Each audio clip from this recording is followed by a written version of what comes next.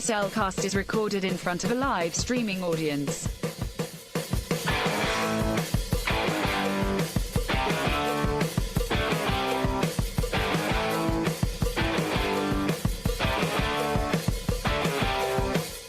Hello and welcome to another episode of The Cellcast. Joining me today is a man who, for some reason, he's a fish inside a bowl on top of a giant ape mech. Well, welcome, Jacob. D-Lit, what is going on? yeah, this is a little weird now. Come on, D-Lit. I'm not a fish. I'm not a dogfish this time. Come on. Wait. You can understand her? Yeah, apparently. In this mode, yeah. Apparently, your mech has an auto translation unit. Apparently. D-Lit. This is weird. No, I got this from Creamy for bananas. Just don't go stealing Pauline. Hey, if I could transform to a transformer, it'd be great. She says it'll wear off in 3, 2, 1. Man, that was cool for like a second. And I'm now curious where the mech suit went. Yeah, exactly. But anyway. Okay. Why, thank you. Let me introduce our co-host. A man who decided he needed a vacation, faked his death, and left his city to ruin. Welcome, Drew. Did I leave it to ruin, or did I know who the true hero really could be? Sure, you just wanted retirement. Hey, I don't know what you're talking about. That's a bad Elvis impression. My uncle, I am not. Oh, are you ready to jump into this thing? Yes, let's go. All right. Certified fresh and spoiler free. So I can't tell you how many viewings this is for me. Oh gosh. Because if we do not count keywords here, if we do not words in air quotes. if we do not count all the times it played on repeat when I worked at Wally. Okay, that makes sense. That totally makes sense. I think you can say 3 or 4. Okay. But I watched this a ton when it was playing on the display TVs on repeat at Walmart. And what was funny is it was this film where I first discovered, because of that, the English descriptive service on DVDs. Huh, really? And I remember listening to this one, and it was always funnier on this one because of how they described kept describing Metro Man before they actually said Metro Man's name. Because the only name we had to go off of was what Megamind called him, which was Goody Two Shoes. Yeah, Goody Two Shoes, yeah. And I am disappointed that the Blu-ray used re-recorded and made it a whole different English descriptive track. Oh, because that's God, and and the new guy doesn't call him Goody Two Shoes over and over again. Because that was funny to me. But anyway, yeah, this is one of those that I'd watched it. I didn't get to see this one in theaters, which I don't know if I regret or not. I did catch it like on a Netflix disc mailing, back when Netflix still they recently discontinued that. Yeah, sad day. Yeah, because actually that's how I went through a lot of movies, because that was cheaper than using like anything else. Fair.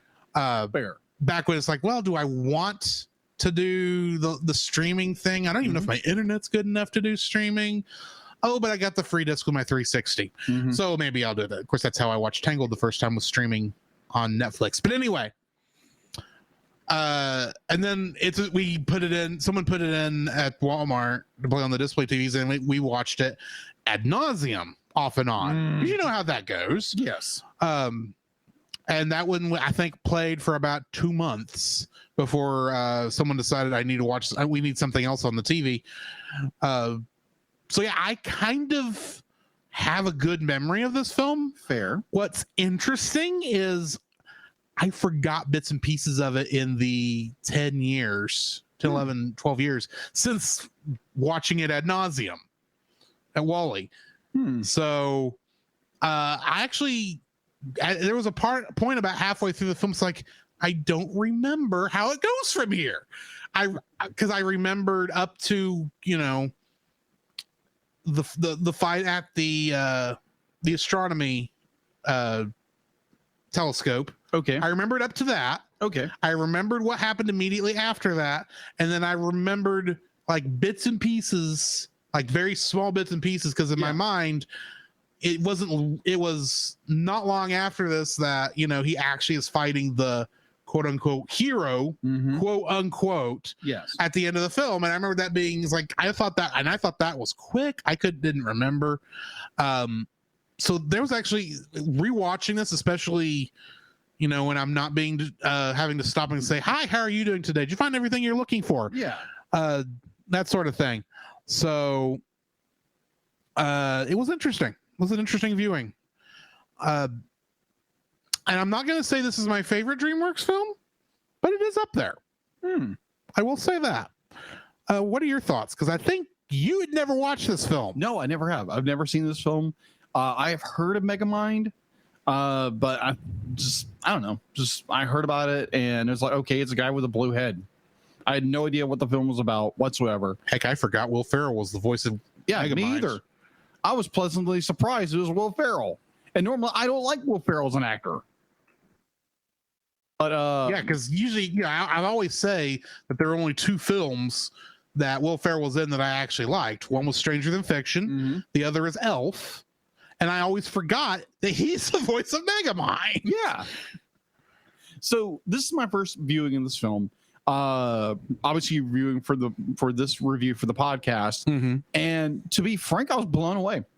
I was blown away by this film because I was like, where has this been?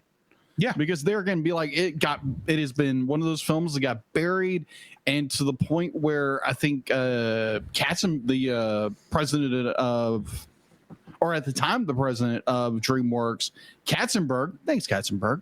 There's a name that hasn't come up in both disdain and sometimes happiness. Yeah, adoration in some capacity.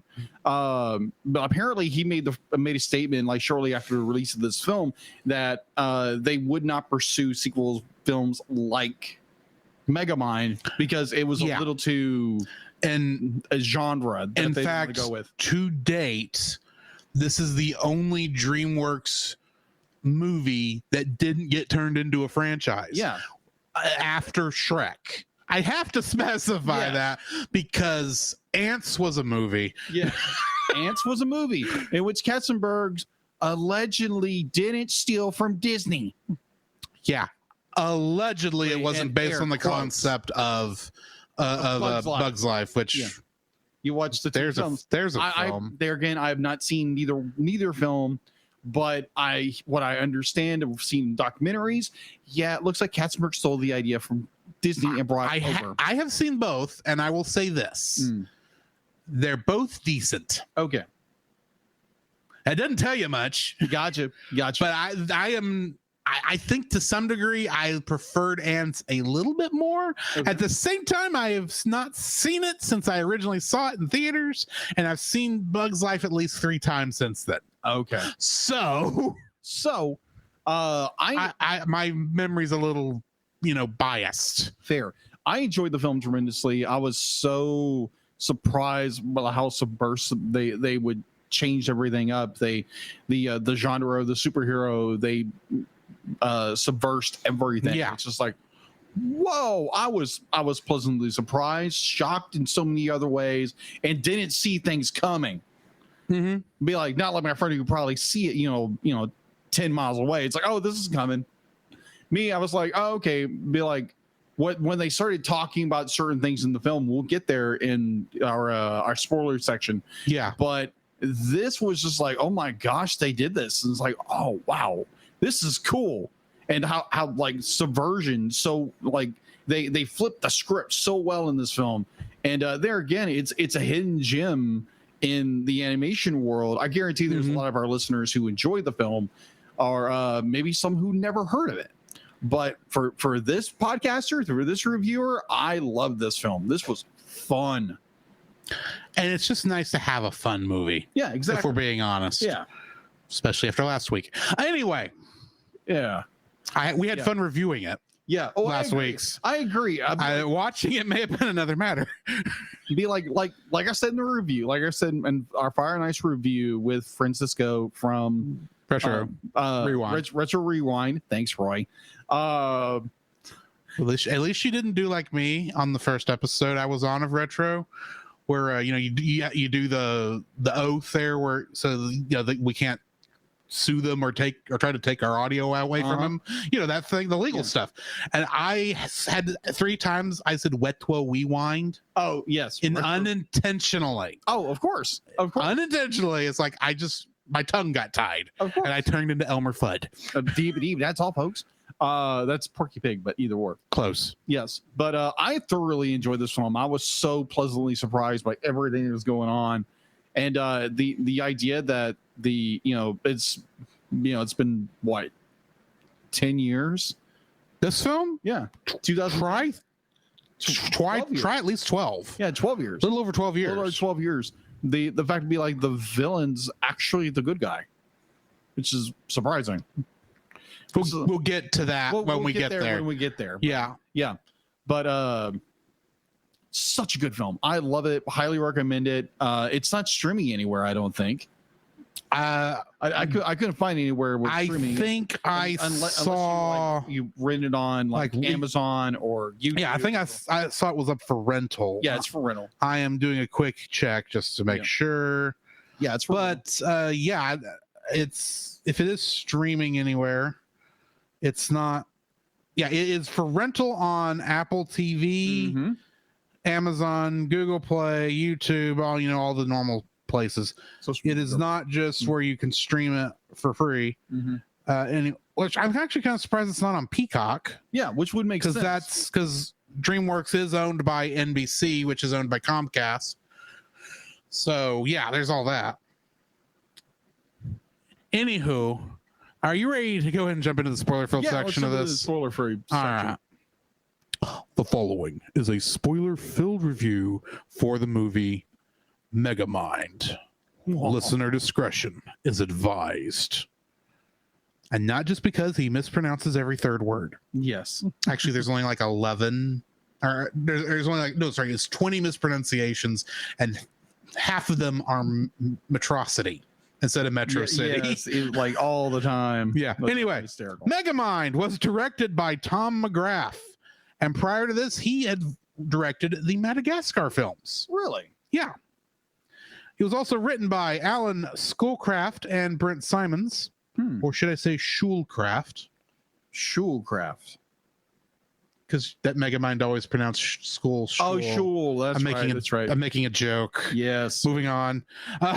Moving right along. Getting into the cast, we got Will Ferrell playing Megamind, and he was Buddy in the film Elf. We have Brad Pitt playing Metro Man, and he was Tyler Durden in Fight Club, which is the only time you'll ever hear me talk about Fight Club because I learned the rules. I still haven't watched Fight Club. I still haven't either. I do want to watch it though. I do want to watch that one. I think I own it. Actually. I know the twist, unfortunately, because the internet will not shut up about this film. True, and it's been like 20 something years since it came out. So I'm curious how impactful that is, but either way. Tina Fey was the voice of Roxanne Ritchie, and in the TV show 30 Rock, she played Liz Lemon. Jonah Hill was the voice of Titan, aka Hal Jordan. His name was Hal Jordan. Yeah, that's right. It was Hal Jordan. No, Hal Stewart. Hal Stewart. It's Hal Stewart. Hal Stewart. It was Hal Stewart. Not because it's Hal from the first one and Stewart from the last one. Yeah, it's Hal Jordan and John Stewart. Yeah, John Stewart. Sorry. David Cross was the voice of Minion, and he was Crane in Kung Fu Panda. And then J.K. Simmons voiced the Warden. And of course, he is essentially J. Jonah Jameson in every Spider-Man thing anymore. Yes. And I know what you're saying, but Drew, he didn't play J. Jonah Jameson in the Andrew Garfield Spider-Man films. And I would just go off and say, did we ever see J. Jonah Jameson in those films? No. So how do you know he wouldn't have been J.K. Simmons? Anyway, Kingdom Hearts connections. Yes. How many? I would fancy a guess. This is a movie that came out in 2010, and this was in the middle of, I guess, the middle of where Kingdom Hearts was being produced. This is 2010, so like I think we would have been this would be right before Kingdom Hearts 3D Dream Drop Distance came out. Oh, okay. So like 6 of the games, of which 3 had voice acting. Oh, okay. No, 5 had voice acting. 5 had voice acting. So probably I'm going to go like a logical guess, maybe 4. You are very close. My high actually 5. Okay. So actually, Neko in the chat was the closer winner. Too bad there's no prize. So I'll start with the easy ones. George Doring, Steve Mayer, Paul Kegg, and Steve Schaefer, aka the music department that shows up in nearly everything when I can't find a Kingdom Hearts connection. Did Kingdom Hearts 3 and Megamind, so there was that. But one interesting one we had was Jerry Smith, who was a lighting artist in both this movie and in Kingdom Hearts. Really? Yeah. And that's what I got for cast list. What do we got in info and stuff? Info and stuff. It has an IMDb of 7.3 out of 10. You can watch it most places where you can rent to stream movies right now. YouTube, Apple TV, Amazon, what have you, $3.99 or above. It's like, or you can go to your local game exchange and probably buy it. Probably. It's probably still purchasable at wherever fine Blu-rays are sold. Exactly. All right. Production was DreamWorks Animation and PDI DreamWorks. Distributed by Paramount Pictures. Originally was distributed by Paramount and DreamWorks Animation. Release date. Let's go through that stick again. Where do you think it was originally aired, or they originally viewed it? And cheat. I don't know. How about Canada? Close. It's cold, but no, it's actually Russia. Well, they crush sparrow eggs between men's thighs. Exactly. I feel like I always want a sparrow egg for breakfast. I suspect it is not that good. Probably not. It's not like a chicken's egg. No, and I apologize if we have Russian listeners out there. We're not making fun of you. We're not. Who said I was making fun of Russians? This is just the closest accent I have. Very true. All right, so in October 28th, 2010, it was premiered in Russia, and then almost a couple of days later, like a week later, on November 10th of the same year, it was released in the United States, here in the States. Box office, it had an estimated budget of $130 million established. Its opening weekend, jeez, $46 million. Ooh. On November 7th. Ooh. It's U.S. gross. I'm surprised we even got the short that's on the Blu-ray with those numbers. Yeah, it's U.S. gross was $148.4 million. That's domestically. Internationally, it grossed to $321.8 million. So be like, I don't know how much they spend on promotion and ads and toys and everything, because this was the big boom in the 2010s where everything was getting toys. Yeah, and it still is nowadays. But be like, for how much money they probably made, and be like, they didn't make much. Did it? DreamWorks lost money. Maybe they made a little bit of money with this film. So Megamind premiered on October. I'm going to go back to a little bit to explain a few things, because Drew said something earlier during the broadcast that Megamind premiered on October 28, 2010 in Russia, and theatrically in America in November 5th that same year.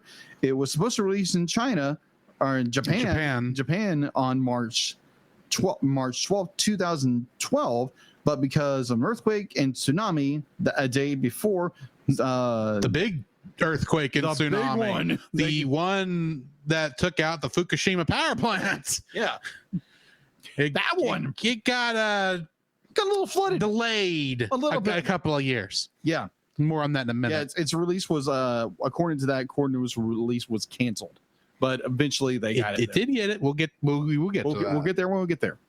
So, home release. It was released on Blu-ray and DVD on February 25th, 2011. With an all-new short, Megamind, Button of Doom. If you haven't seen that, it's actually kind of funny. Yeah. Now, mind you, don't watch. It's got a horrible name, but I agree. But if you haven't seen the film, don't watch it. Don't watch it first because it completely spoils everything. It is meant to take place after the fact. I made that mistake. I was thinking like, oh, it's just a funny skit. Oh, this will be funny. Nope, it just completely ruins the entire ending. I knew I should have added that. Yes, I agree. In my mind, because that's the thing. I texted him Monday to find out after I finished watching it if he needed to borrow it. See, and he says, "Yeah, sure, I'll take it." It's like, and I said, "Okay, I can bring it over now if you want," or just trying to figure out when I was going to get it to you. Yeah. And he says, "Oh yeah, I'm not home. Just so put it underneath the under the doormat." It's like, "Oh, okay." Mm-hmm. And I can remember thinking, it's like, oh yeah, I got to remember when I went over there. So like, yeah, there is a special, and it needs to be done afterwards. But because I was blindsided by, oh, I'm not home, I'm at my brother's, doing something. Laundry, actually. Oh well, I understand. That would be cheaper. And plus, I got to visit with family, so that's always a good bonus. Right. So yeah, I understand that. Yeah. But my apologies for not giving you the warning to watch the Button of Doom after the fact. It's all good. Because I mean, literally, like the third line of text, is a spoiler. Yes, I agree. I was like, wait, what? It's like DreamWorks presents. That one's fine. The Button of Doom. That's okay. Day 1 of superhero patrolling. Oh. Okay. Yeah. So yeah, what if you haven't seen this movie yet? Watch the short afterwards. Yeah. Don't pull this guy. I didn't realize that, but you live and learn, right? All I'm saying is, DVD Blu-ray people who make these things, if you put a short on your disc and it is in some way connected to your film, tell a person if it needs to be seen afterwards, because we have no idea. Because as much as I like to make the assumption, oh yeah, just watch it afterwards. Yeah, you have instances like Spider-Verse, where really we both agree Peter Porker needs to be seen first. I agree. He needs to play beforehand. That was obviously how it was designed. Yeah, and this one's like, no, you're supposed to watch this afterwards, which is just weird. Well, no, because Pixar does this with a lot of their stuff that's not the original animations. I agree. But if you have no way of knowing that's what this is emulating. Yeah, that's true. All right, so going back to the short, the Button of Doom also premiered on television on Netflix. Not Netflix, but Nickelodeon, which was aired on February 26, 2011. It was the 17th best-selling DVD of 2011 with over 3 million units sold.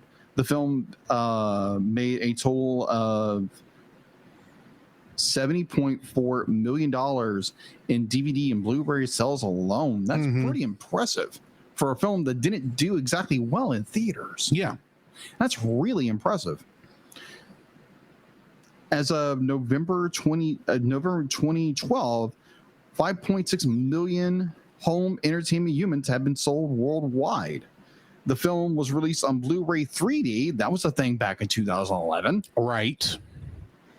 That was at the height of it. Yes, it was. In March of 2011, exclusively as a part of the Samsung 3D Starter Kit.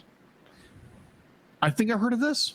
I think basically it was for Samsung TVs. It was a series of movies they released. That's right. As to launch the whole 3D thing, and it kind of worked. Kind of. but not really. No.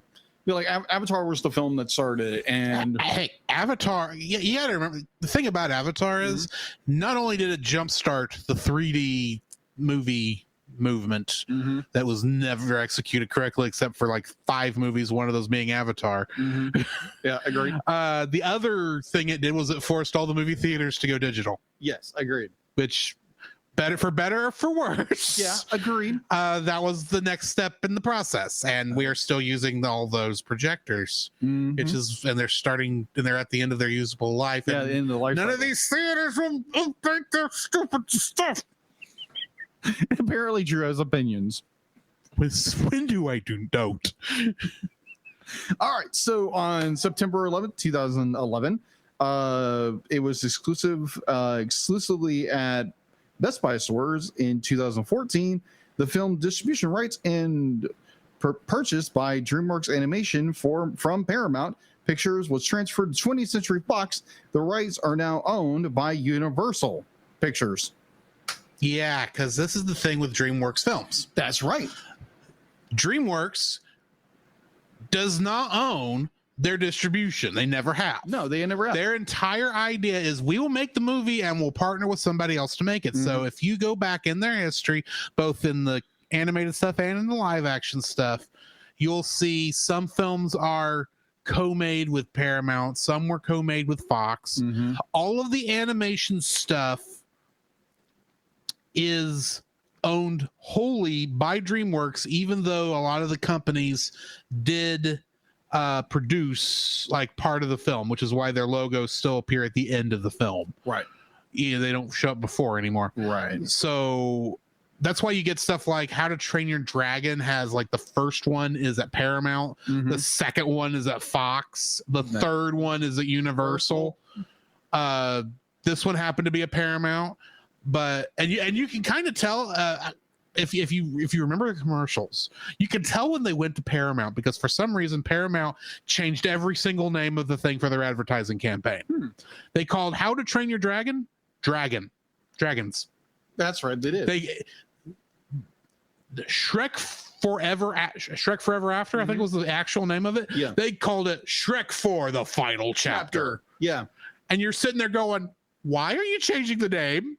This is obviously not the name of the film. What are you calling it this? And it's because their marketing department, Paramount's marketing department, for some reason, kept changing the names of the films. Weird. To whatever their internal name was at Paramount. Yeah. And this was around the time Paramount actually started getting into some financial troubles. Well, they lost they would lose the MCU 2 years from this point to Disney. And they kind of already had, because Disney owned it, but they just had the rights to do the initial releases still because of the original production things. Agreed.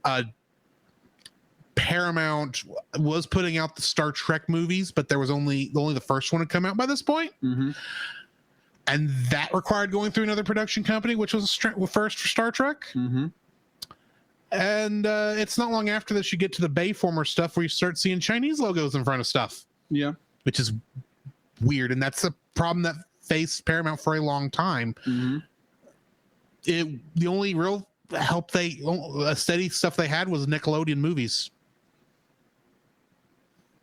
Good, because of the fact that MTV Networks owned both at the time, or Viacom owned both at the time. Yeah. But anyway. All right. So obviously this movie never had a sequel because shame because they were talking like, oh, we're no longer going to do genres like that, even though it's a groundbreaking, really good idea storytelling.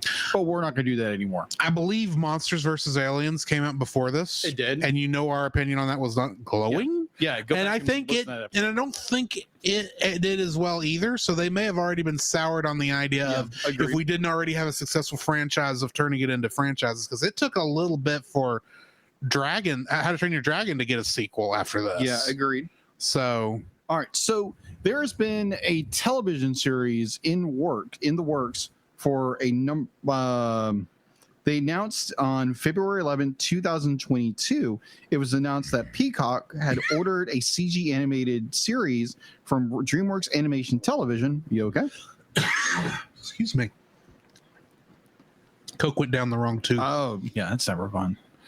DreamWorks Animation Television, serving as a follow-up to the film originally titled Megamind: Guide to Defending Your City, as of May 6, 2022. Mm-hmm. The cast and form has not been revealed. The series will chronicle the new hero's quest to become a social media influencer and a true superhero. I can kind of see this. Yeah, I can see that. I don't think you're getting Will Ferrell back for this. Oh, you never know. You never know, because there have been a lot of this stuff like that's been tying stuff where they get the whole cast back, or all but like a couple of people who were busy and couldn't come back. I mean, Tangled the series got everybody back. Exactly. For a cartoon, granted it's Disney, but still. And plus Disney Channel didn't treat that show very well, right, at all. But we still got them all the way up to 2019. Agreed. And there's been a couple others where it's like, oh yeah, it's the actual original cast, and then you get to this, and it's like somehow I just don't think Will Ferrell is going to come back. Probably neither Tina Fey will either, and I doubt Jonah Hill. Well, I doubt his character would come back anyway. Yeah. But I suspect they'd have to recast pretty much nearly everybody. Yeah, maybe David Cross would hang around because I don't know him from anything else. Okay, but I don't know. Okay, so as of August 5th, 2022, one of the showrunners confirmed that the show's writing has been completed and production is moving forward. The series will be released in some point in 2024. We'll see. Have to wait and see how that works out. So maybe next year we might actually get a series. Maybe. Or it might just go into limbo and they might just continue to. I mean, I think we're at like the limit to where you may have a hard time getting an audience for this, because this is obviously going to be aimed at kids. Yeah. And like the main kid audience would not have been born when this movie came out. That is true. So, but also just more like a not actively aiming for teenagers, which I doubt DreamWorks was going to do. So here's my thought on this: is there again, Megamind was not a big hit. It wasn't. So be like there again, it has a huge cult following behind it. So, not to say comparing these two movies at all. You have Megamind, came out in 2010. Then you have the big smash enormous hit way over here in 1985 called Top Gun. Its sequel did not come out until 2021, 22, and it made blockbuster numbers. I'm not saying it's not possible, but we are also talking two different audiences. Oh, I agree. But it's just it's the gulf in which these two have been released from each other. Right. So you never know. You never know. I mean, this could be just a banger of a series that comes out. And it's like, oh my gosh, where did this come from? And everyone goes back and rediscovers Megamind. Yeah. Anywho. Yeah, so that is all I have for info and stuff. Well, let's get into the summary. Supervillain Megamind and his arch nemesis, the superhero Metro Man, are both aliens who were sent to Earth as infants before their planets were sucked into a black hole. They both land in Metrocity at the same time. Metro Man is raised in a mansion, while Megamind is raised in prison. They go to the same school. Still makes no sense. He goes to the same school as Metro Man, who is well liked by his classmates. Megamind is bullied by everyone until he concludes his purpose is to be a supervillain, setting off a rivalry between him and Metro Man. As an adult, Mega Man, aided by his fish-like companion Minion, frequently and unsuccessfully battles Metro Man for control of the city. At the grand opening of the new Metro Man Museum, Megamind escapes prison, kidnaps reporter Roxanne Ritchie, and lures Metro Man to an abandoned observatory to rescue her. Once there, Metro Man collapses, claiming the copper-lined observatory roof weakens his powers. Megamind then blasts Metro Man with a sun-powered death ray, apparently killing him. Overjoyed that he has finally won, Megamind takes over the city and goes on a crime spree. However, he eventually becomes depressed and purposeless, with no hero to fight. Mega Man decides to blow up the Metro Man Museum to forget the hero, but sees Roxanne there and dehydrates the museum's curator, Bernard, into a small cube. Disguised as Bernard using hologram technology, Mega Man talks to Roxanne, whose remarks inspire him to use Metro Man's DNA to create a new superhero to fight Megamind. He perfects the formula, but accidentally injects it into Hal Stewart, Roxanne's dim-witted cameraman, who is infatuated with her. Disguising himself via hologram as Hal's space dad, Megamind offers to train Hal to become a superhero. Hal, seeing this as a chance to get with Roxanne, accepts and takes on the name Titan, although he misspells it throughout the entire film as Tighthen. Titan. As in tightening. Tightening. Yes. Instead of Titan, Titan. Titan. Megamind begins to date Roxanne, and the guys are. No, that's right. Yeah. Sorry. Megamind begins to date Roxanne, and the guys are Bernard, and he and Minion have a falling out over Megamind's apparent lack of interest in committing further crimes. Roxanne rejects Titan when he comes to court her, and Titan later witnesses her on a date with Bernard after a heartbroken Titan leaves. Megamind's Bernard disguise fails, and Roxanne rejects him as well. Megamind arranges to fight Titan the next day, but Titan does not show up. Megamind learns that Titan is now using his powers on a crime spree. Titan offers to ally with Megamind, but the latter deliberately reveals his disguises and deceptions, hoping to goad Titan into fighting. Angered, Titan savagely beats Megamind in the fight. Realizing that Titan has no interest in justice and means to kill him, Megamind traps Titan in a ball of copper. However, Titan easily breaks out. Megamind and Roxanne escape to Metroman's old hideout and discover that Metroman is still alive, having faked his weakness and death to pursue his dream as a musician.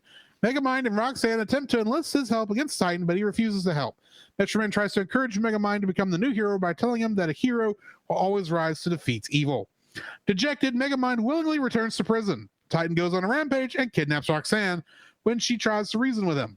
On a televised message, Titan holds Roxanne hostage and demands that Megamind fight him. With Minion's help, Megamind escapes prison, where he goes to comfort Titan, using holographic disguises to make himself appear as Metroman, and Minion as Megamind, to frighten Titan and rescue Roxanne. However, Megamind's speech patterns give him away, and Titan attacks Megamind, throwing him into the stratosphere. Dehydrating himself into a cube and landing safely in a fountain, Megamind rehydrates next to Titan and extracts the DNA from him, removing his powers.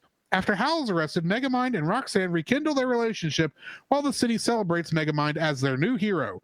The museum is rebuilt in Megamind's honor, and disguised Metroman cheers for him at the grand opening ceremony. In a mid-credits scene, Minion discovers the real Bernard has been rehydrated in the washing machine. Bernard complains it has been the worst day of his life before Minion knocks him out with the forget-me stick. I love that. Getting into the trivia for this. An early version of the script had a reporter asking Hal how to spell Titan, but since Megamind, as Space Dad, never taught him the correct spelling, Titan misspells it as Titan, Tighten. Instead of voicing his character from a sound booth, Brad Pitt, who is a very active actor, insisted on using a handheld microphone for his performance and roaming around the studio. The film's plot was based on the premise, what if Lex Luthor defeated Superman? A whole crew of animators was dedicated solely to the movement of capes. This was originally pitched as a live-action film. The film was finally released on June 23rd, 2018 in Japan after nearly 7 years. It was supposed to be released in March 2011, but was canceled due to the devastating earthquake that happened at the same time. Tropic Thunder 2008's co-stars Ben Stiller and Robert Downey Jr. were both originally approached for the role of Megamind, but turned it down due to scheduling conflicts. Instead, Stiller only appears in a minor role as the museum's curator, Bernard. It's clear through watching the movie that Megamind's crimes usually involve property damage and robbery more than violence. Megamind seems to choose unoccupied areas to cause his mayhem, like the abandoned observatory, which shows that he's quite uncomfortable with the idea of actually killing people. When Megamind transforms into different forms, his voice changes to match the character. Yet when Megamind transforms into Bernard, his voice remains that of his own. This is explained by the watch recording the warden's voice during Megamind's escape from prison. He didn't quite get the chance to record Bernard's voice in the rush to replace him in the museum and had to use his own voice. And he did it simply because he was under duress. Yeah. Megamind's dehydration gun also bears the commands decompress, debilitate, demoralize, decoupage, deregulate, destroy, and death ray, which I nearly wanted to call death ray. Guillermo del Toro was hired as a creative consultant 3 weeks before the film completed production. He majorly assisted in editing the film to make it more exciting. Well, good for him. In fact, he is the reason why the film starts in media res. Oh, that makes sense. Yeah. There are numerous references to Superman in the film. No. The way Megamind's parents put him in a capsule to Earth just before the planet is destroyed. His love interest is a reporter. Hal's space dad is modeled after Marlon Brando as Superman 1978's father in Richard Donner's film version. Yes. Almost all of Metro Man's superpowers are the same as Superman's. Megamind's pronunciation of Metrocity has the same stress pattern as Metropolis. Metrocity. Megamind takes on a bespectacled secret identity similar to Clark Kent. In the Metro Man Museum, there are statues of Metro Man preparing to catch an airplane. This is a reference to John Byrne's Superman comics, where Superman made his first appearance by catching a plane and saving Lois Lane. Or Superman Returns. That too. Yes, he got a plane. Yes, I was trying to think of a timetable, but that would definitely be before this. Megamind, when enumerating possibilities where Metro Man could seek refuge, mentions a fortress of solitude, the traditional name of Superman's Arctic homestead. And that's all I got for trivia. Oh, okay. What is your first like for this movie? My first like it's the whole nature versus nurture. Are you naturally good or you're naturally bad, or is your environment who creates who you are?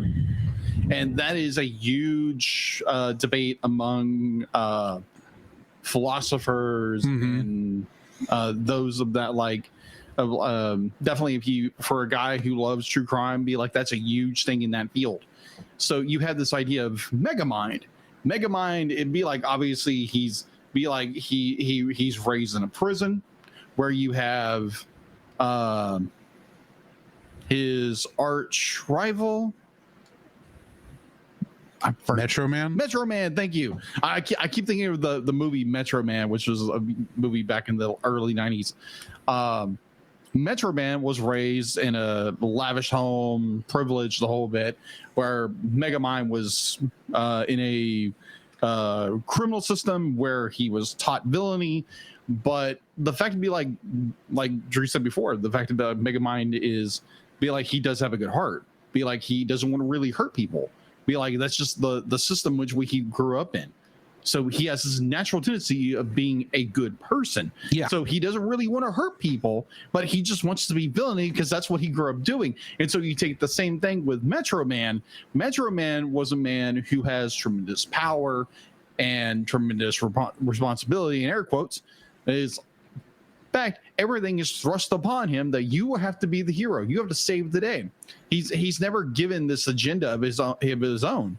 So you have this man who is kind of pompous. He does everything because he's supposed to do it, not because like the archetype of Superman who wants to do this was instilled upon him to do this for humanity, and it was desire to do that. But like he wants to help humanity. Where Metro Man, it's more this is what I'm supposed to do. This is not what I want to do. And I love that contrast between be like your desire to do something and what is thrust upon you. Be like you can use the theological argument of free will versus election in that way, because you can have where be like you are predestined to do this, or you have the free will to choose what you want to do.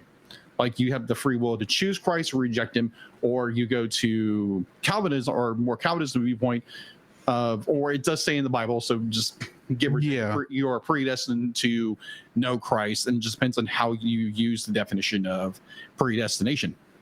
So in a lot of ways, be like, it's really interesting how they flip the script on so much of this, where it's not the hero who chooses his destiny and embraces the destiny, rather where Metro Man is a man who this is put upon him and it's a burden upon his shoulders. He doesn't like doing this. This is not who he thinks he is. and he makes the very, I would say, very selfish statement, but in the same time, he's making his own agency as a person because he's never had that, because all of the responsibilities have been laid upon his shoulders to be a hero. So in that instance, he decides, I'm going to retire. I'm going to fake my own death, and then just vamonos, gets out. Takes a retreat from the world, and wants to become something he's always wanted to be. Say you have a parent who is be like your father's a banker. You don't want to be a banker, and your dad is like, you have to be a banker. That your mother, father, grandparent, whatever, as be like, you have to be. This is the only thing you're going to do because that's what you are destined to do when you want to be a cello player or something like that. So this dynamic of nature versus nurture is played so heavily in this movie, and I enjoyed the journey in which we find where Megamind is the guy, all he knows is villainy, but he has this solid heart, the solid heart of doing the right thing, and he struggles with this through the entire film because of this nature versus nurture thing. Be like, all he knows is villainy, but it's not really who he is. Right. And then you have Metroman, it's the same thing. And then you have your true villain in the movie, which is be like, oh, I have all these powers, and be like, I'm this insecure nerd who has all these pent up frustrations about life, and he gets powers, and then I'll get into that later. But nature versus nurture. I thought that was a very eye-catching point in this story. What's your first like? I like the fact that our film's Jimmy Olsen is the villain. Yes, I love that. Because Hal Stewart is supposed to essentially be Jimmy Olsen. Yeah, he's Jimmy Olsen. And I remember when I first watched this film, I see this key, and it's like, okay, he's not going to be a big character. He's going to have the unrequited love of the, because it's on. It's unrequited because he's going to be the cannon fodder, the red shirt, the Wesley Crusher of this thing. Shut up, Wesley. And I remember when I was watching this, the fact that he actually as a major character threw me for a loop, because when I watched the film originally, you watched this originally, and he is a side character until he gets hit with the super with the DNA capsule, and you're going, oh.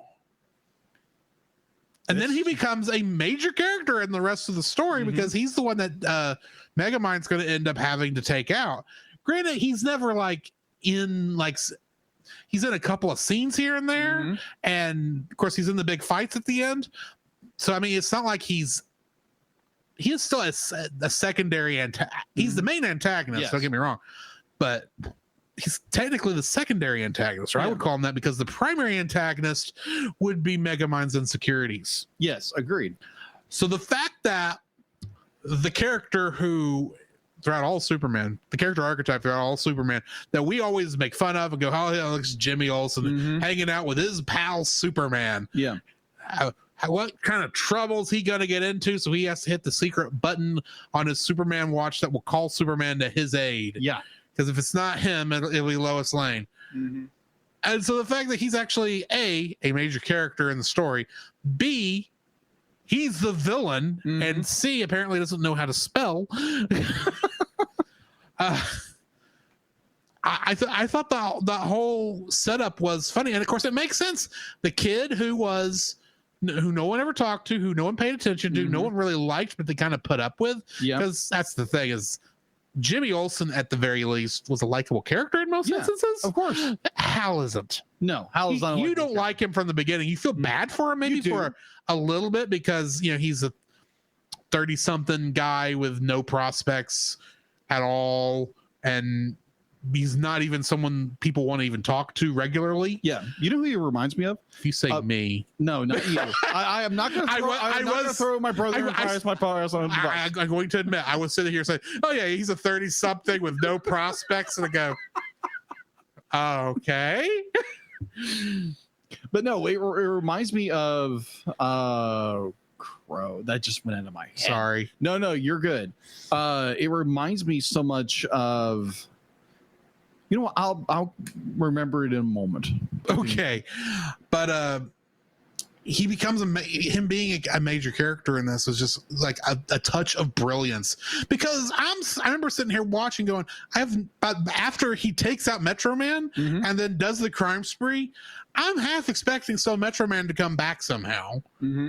And even though they do the whole thing with the skeleton, which I knew immediately when I saw the skeleton with the cape, it's like, okay, that's fake. I don't know how it's fake, but that's not really Metro Man. Metro Man's still around, and Megamind's going to screw this up somehow, and and Metro Man's going to turn quote unquote evil somehow. Yeah, which technically is what happened in a way, but yeah, just there's somebody else. But from that point, I was like, I have no idea where this is going. And then it's like, oh, he gets this. Like, now I really don't know where this is going, because some of it after a little bit you go into it and he's doing the whole I'm your space dad and space stepmom. Oh gosh. Which leads to one of my favorite lessons. Yes. Of course you're not my space dad. And you need to tell space stepmom the truth. You lied to her. It's like how yeah, that's not the way it works. It's not. Yeah, I think you're missing a couple steps there. Yeah. Just a little. But yeah, I just love that our Jimmy Olsen actually is a major character and he's actually the villain. Yeah. Now that he has the ability to be the villain. Yeah. I'll be like, I'm kind of leapfrogging into your first and then my second, that you have Hal, who is the guy. He's not really likable, but like he's the Jimmy Olsen character. It'd be like this movie does a lot of subversion of characters.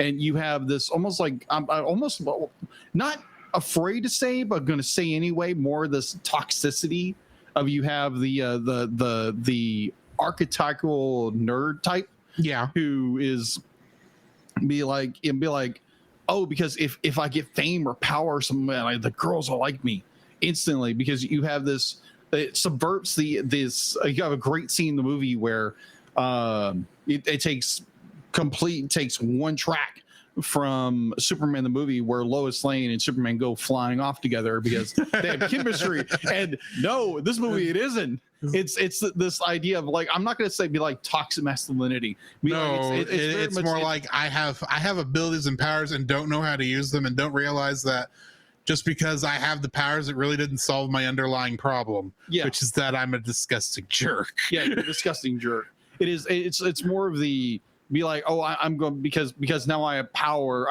I can do what I want. Be like, I have control over things now. But in reality, he doesn't. He is this very pathetic person who be like, you take at the core of who he is. He's not like, he is a pathetic soul that you find pity on throughout most of the film, because be like, you find him that he is just a lovesick puppy for his crush, and he's not getting the return is not mutual, right? And understanding, like, being single, be like, I was single for the very longest time. Be like, Drew is still single. But ladies, if you know anybody who's single, you can. I'm available. He's available. Not done. So I'm funny. It's funny. It's funny. Have you watched the show? Have you listened? One hopes that you know I'm funny by now. Or maybe I'll have to break out my unicorn voice. Please, not now. Please don't do right now. Okay, fine. Because our audience will see me go blue and fall on the floor. We had enough of that last week. Yes, we did. You don't need to look like Megamind. No, I don't. Because you got the forehead for it. I do. Anyways, Hal is the atypical nerd who thinks he thinks the girl's gonna fall for him for whatever. He's the disgusting guy you really don't want to be around.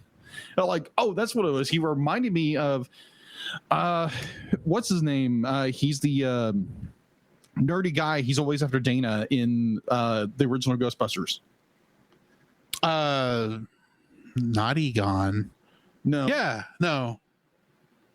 You're not talking about Bill Murray's character. No. You're talking about and not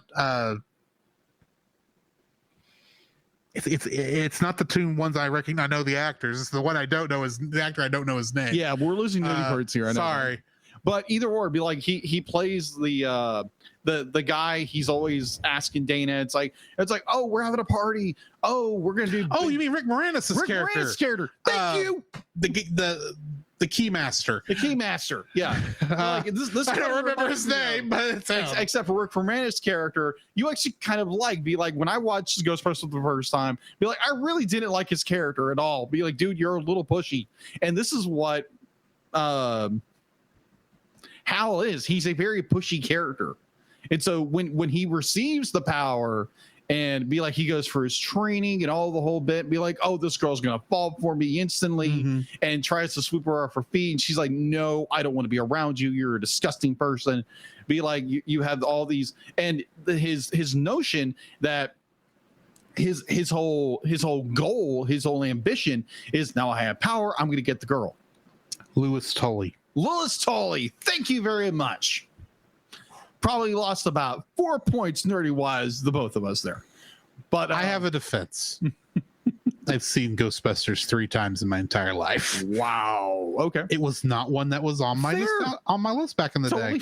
Totally fair. There's a lot of movies that you've watched a ton and be like, I watched that once when I was a kid. And I do remember it. Yeah, I don't remember it at all. And then we've got a movie coming up that I've probably seen 20 times and you've never seen. Exactly. That's for Stokehouse Plus, right? Yes. Yeah, wait for that one. That's gonna be interesting, people. So be like, he's the Louis Tully character, but except you actually like Louis, where Hal is an unlikable character. Be like, you feel sorry for the guy, but at the same time, but you never like him. You never like him. You're not supposed to like him. And his whole ambition is to get the girl, and he's pushing himself on the girl, in which any decent gentleman of a guy, definitely, if you know Christ, be like, you don't push yourself on people. You don't push yourself on a girl. Like that is wrong in every fashion or form. You don't do that. Be like, any guy worth his caliber would be like, yeah, no, you do not push yourself on a girl, because they don't be like girls. Like when you approach them, maybe like you're a gentleman and kind and all that. It's be like there's the. I mean, this guy. This says, oh yeah, we're gonna have a party. Got a bouncy castle. Yeah, it's like, exactly. Oh, I'm sorry, I can't be there. Oh, because I guess there's just too many people. It's like, oh, it's just gonna be the two of us. Yeah, not. Yeah, got a bouncy castle for two people. That's just a bit too weird, dude. Also, considering we saw his apartment. Yeah. Where did that bouncy castle get set up? You like if you took what Studio B is, Drew's apartment, be like, and you just smaller than this, crunch it down to like it looks like a New York City apartment. Yeah, exactly. It's like, where in the world go look at what's her name's apartment in Zootopia, the main rabbit character. Yeah, go look at her apartment. It's about that small. But be like, the scary, or the French guy from Ratatouille. Yeah, the chef. Yeah, that's right. That is a good movie. I recently watched that and that was good. That was really good. So you have a guy, Judy Hopps. Thank you, Neko. But he is a guy who thinks that he can get anything he wants because he has power, and he's fooled himself into believing that if I get the girl, my whole ambition is to get the girl, and he's rejected by the girl, and thus he becomes a villain and becomes the worst kind of man. Which would be like, any man worth his salt would be like, dude, get the heck out of here, because you were making all of us look bad. Yeah. And be like, oh, it's toxic masculinity. Well, in a way it is, but the same guy, it's the guy overcompensating and thinking he's all that in a bag of chips, and he ain't. He's not. Be like, it's these guys who be like, oh, because be like, I won so many titles. Oh, I can do this. Oh, I have 7 Ferraris, and be like, blah, blah, blah, blah. And I'd be like, he's Anakin Skywalker without the charm. There we go. Thank you. He's very brash. He's a very arrogant character, and he's very stupid. He's a very stupid character. And be like, in some ways you feel bad for him, but at the same time, as the movie progresses, it's like you find yourself hating this guy worse and worse and worse, to the point where like he's become the full-blown villain, and your villain of Megamind becomes the hero that he's supposed to be. And I love how you get this. I want to call him Lewis, but his name is not Lewis. It's Hal. It's Hal. And Hal, which is ironic because I think doesn't in the Lego movie isn't Jonah Hill playing Green Lantern Hal Jordan? I think I just thought of that. It could be. I don't remember. Because there again, be like when you do reviewing podcasts for. It's been a hot minute. It's been a minute since we did, and that one hasn't come back up in our votes for the rewind. Yeah. So, anyways, I love how the subvert Hal as a character, the atypical archetype of a nerd, and just be like how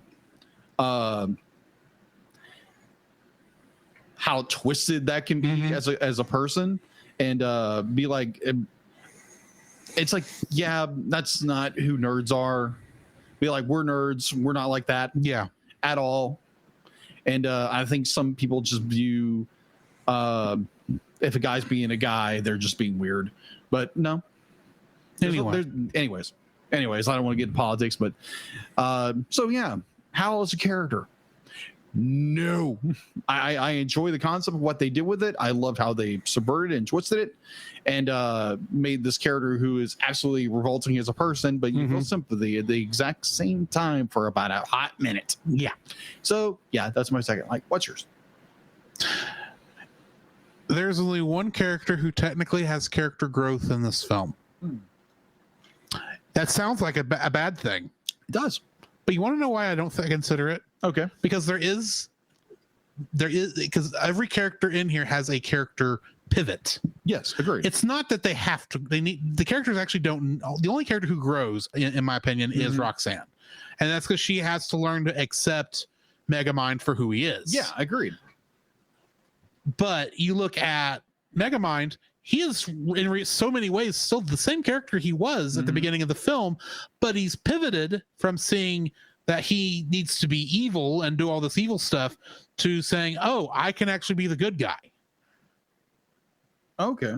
Metro Man doesn't pivot, but Hal pivots. Yeah, Hal pivots. Hal just thinks he's going to be this loser guy who's going to be, and then he gets hit with this, and it's like, oh, now I'm going to become the most hated villain in this town because I didn't get the girl because she's in love with somebody else. Yeah. And he pivots to seeing everything darkly. The characters don't actually grow. Yeah. But their pivots to a different perspective. Yeah. Agreed. I think some people would call that growth, but I think that's just more like it's just a change in perspective. And so, because for the most part, I'm reminded of the scene at the very end. Now, granted, by all technical accounts, this is Minion at the time, but yeah, that scene where he's Megamind has come back, and all the death bots are forming the 3-dimensional hologram of his head, and he's like doing the whole showboat thing he's always done. Yeah, that's part of who he is. And it's not different. And he comes and says, you're a villain, all right, just not a super one. Yes. And it's like, oh, that is something new. What's the difference? And technically Minion as Megamind comes down and says, presentation. It's like, this is what would happen if the Joker became the hero, guys. That is true. Except in this case, Megamind is not insane. True. Like the Joker is. True. It's like he's a little cuckoo, but he's a mad scientist. Yeah, archetype character. He's like Slither for crying out loud. Right. The Megamind with Brainiac. He's a combination of Brainiac and Lex Luthor is the actual influences, but yes, because they were both Superman's biggest thing, villains at different times.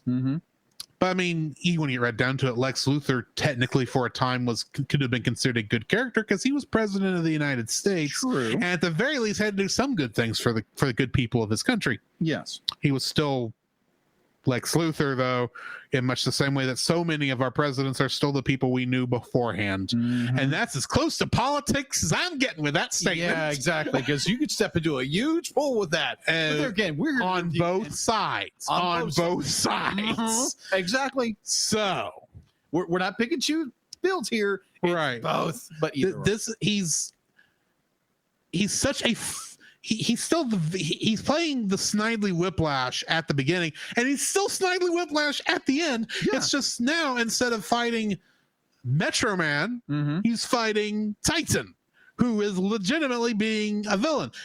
And I love that those pivots. And then jumping back to Roxanne, where I say she's the only character with growth.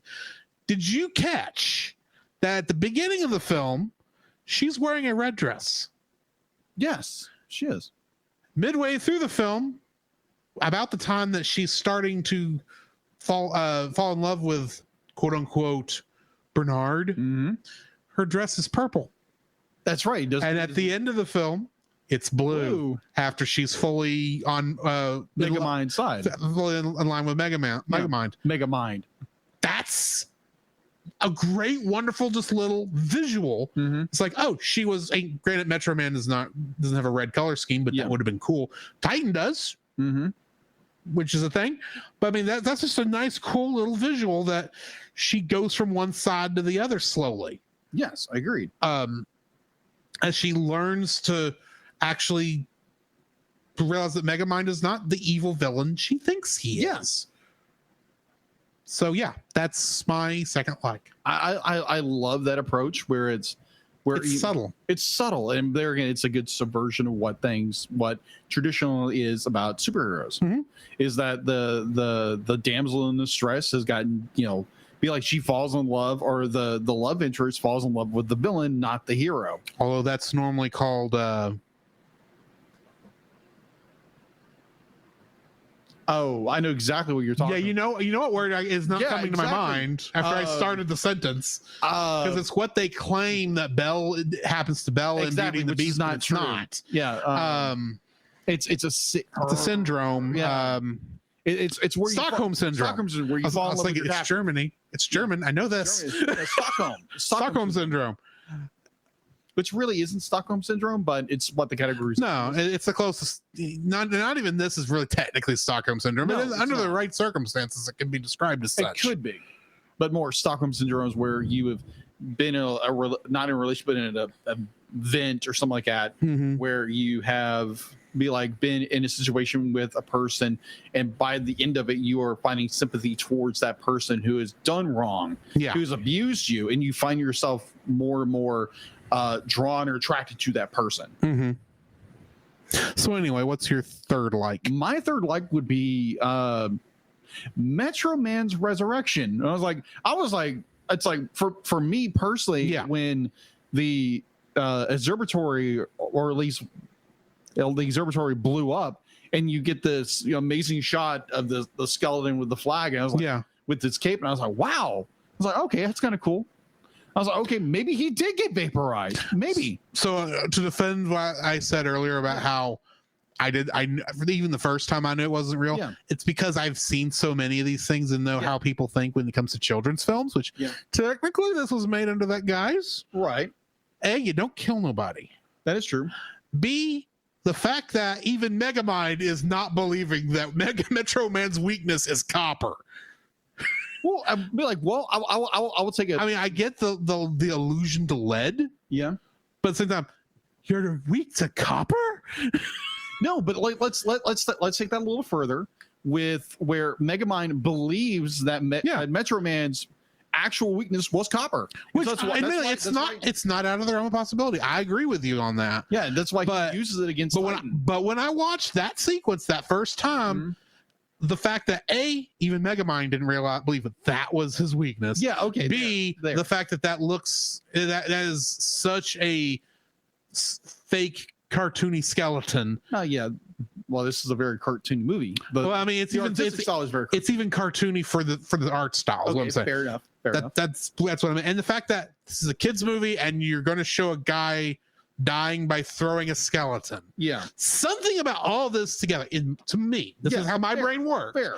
Put together immediately, he's not dead. Okay, that's fair. But granted, I assumed he was going to be either out the rest of the film and we'd never see him again. Yeah. And this was just their way of showing it's like, oh, if he shows up, it'll be in an after credit scene, because Something like this is about the time that started becoming popular because of the MCU. Right. Or he'll somehow get turned evil and have to fight Megamind at the end of it. Yeah, that would have been cool. That would have been a cool concept too. But if not a little cliche. Yeah, agreed. So watching the film, like watching this is like, okay, be like in my mind, I was thinking, like in the back of my mind or in the forefront of my mind, it's like, wow, they killed him off.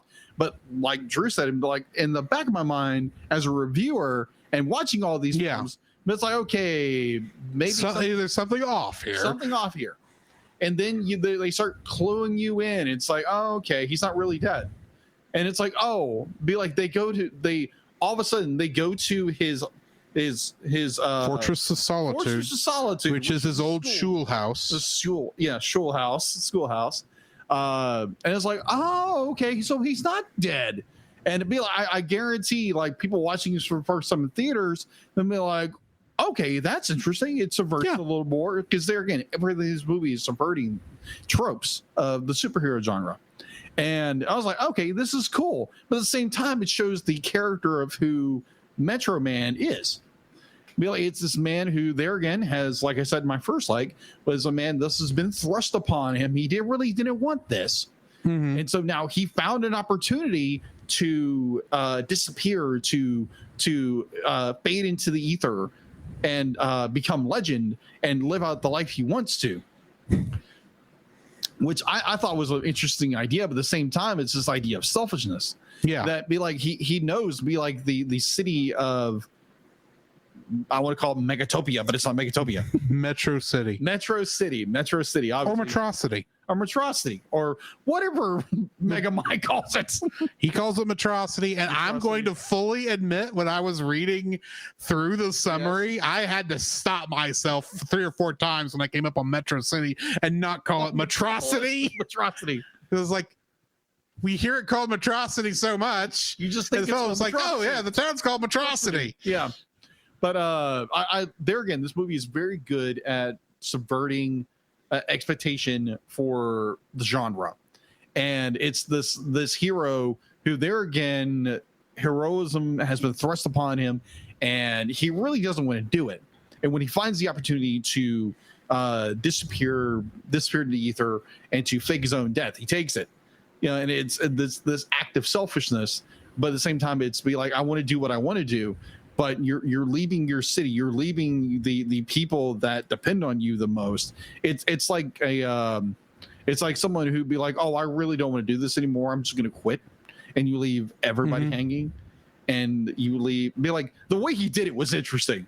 The way he did it, the way he explains it is very interesting. But it's this man who is basically given up. He's given up on life, or given up on what he has been destined to do, and rejected that calling. And instead, I am going to do what I want to do, which I think if you can kind of lay that out, you have where it's kind of like we take what be like, I don't know, I find it a very interesting concept that you have a, like, we can all do this. Definitely, like, if we call it, if you break it down to your faith, if you have faith in Jesus Christ, you have this, like, God has called you to do something. And it could be missions, it could be working with the poor, working with youth, working with elderly people, what have you.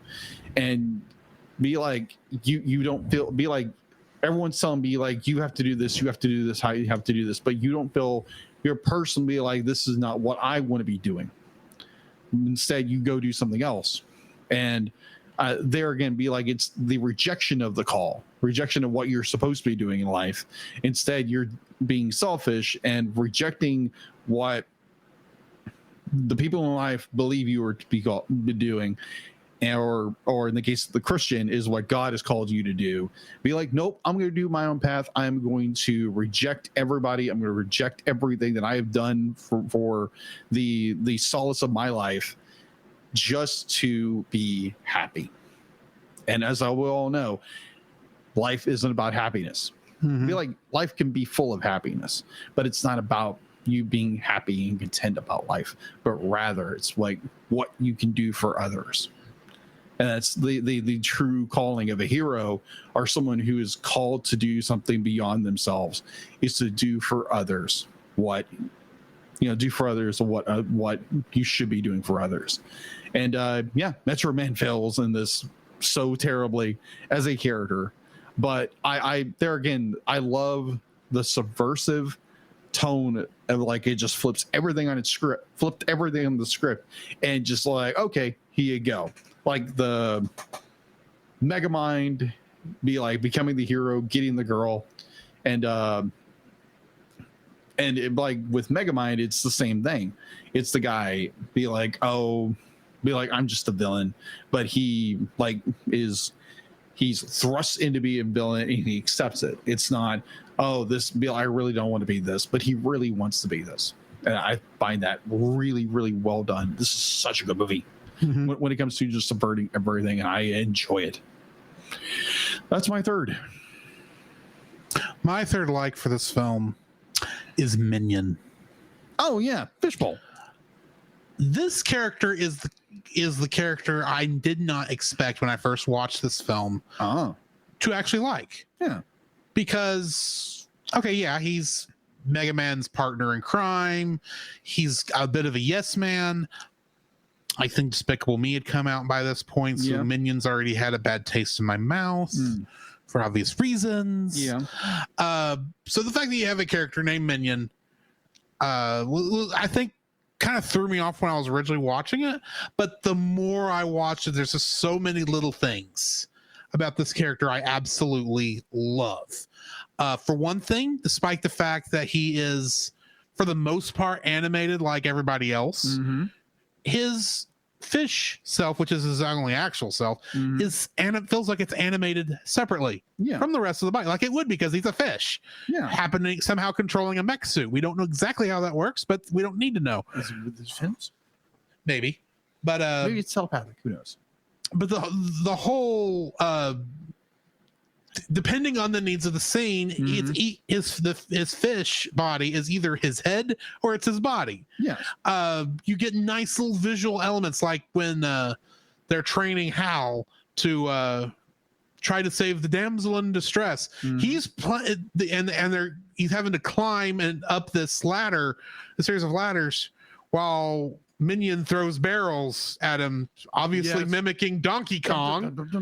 Yeah. And there's even a shot of Minion up there getting ready to throw a barrel, and he's just like kind of like animating just like Donkey Kong does kind of in the game, except smoother, obviously. Yeah. And it's like, oh, this is great. This is wonderful stuff. And the whole fact that's like, Minion maybe takes a little longer to understand what Megamind is doing, and perhaps switching from crime to being a good guy is a little harder for him to understand. But he's legitimately worried about Megamind throughout the entire film. He's his best friend throughout the whole thing. Oh yeah, he's the only one that was there for him from the beginning to the end, and the only reason he disappears halfway through is because Megamind tells him to get out. Yeah, basically. And even then, he's been rejected by his best friend. And even then, it's Minion who is right there ready. It's like, hey, you ready to get back out there? Now that you've finally gotten over yourself? Now that you've finally been a sourpuss, now you see your girlfriend, who I still don't understand why you're a girlfriend with her, but now that she's in trouble and you got to defeat this bad guy and now you got to clean up your mess, you ready to get out there and do it? It's like, he's that guy. He's the best friend. He's the wingman. He's there. He's helping Megamind throughout this whole thing, and he's kind of like the most forgotten character in some ways. I agree, but there's a reason why he's the one who gets the fake death scene at the end of the film. Yeah, agreed. That was good. Which it's like, okay, I like how you give us the fake death scene and you show it's fake. At the same time, it's like, couldn't you have worked that out just a little bit without being, kind of flippant with his resurrection? Agreed. Because it's like, oh, what a drama queen, am I right?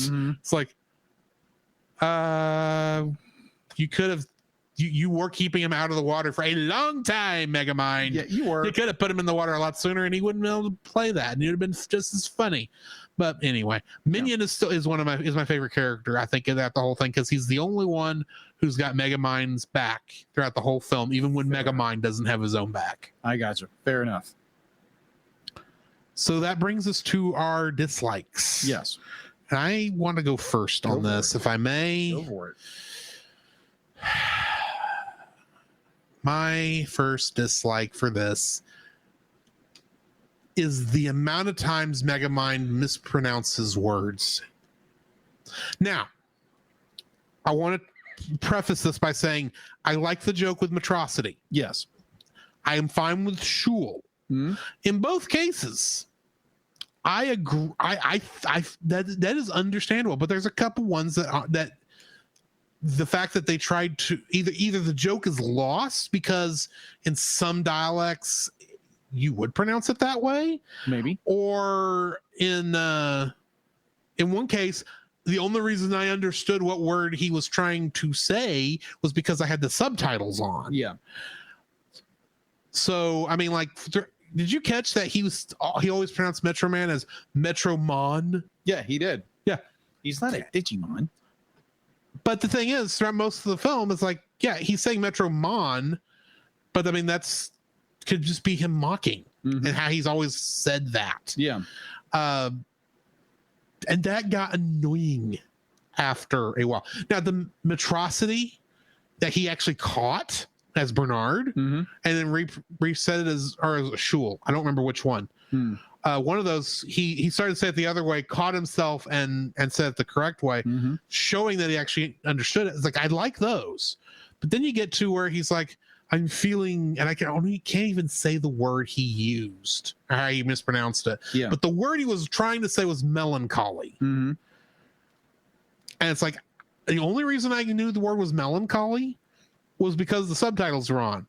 And the thing is, people don't know the meaning of the word melancholy anymore. It is not that commonly used a word. Right. So how do you expect 12-year-old kids not only to get the idea that he's feeling melancholy, but then to understand that word through an intentional mispronunciation of the word melancholy? Yeah. So melancholy is more like kind of like in the blues. Down. The blues. We would think of it as the blues. Yeah, which is ironic. It's more of being not really full on depressed. Just in a funk. Like just funk, like the blues. It's like, and granted, he was a little farther into a funk than I think just straight normal melancholy would be anyway. I totally get that.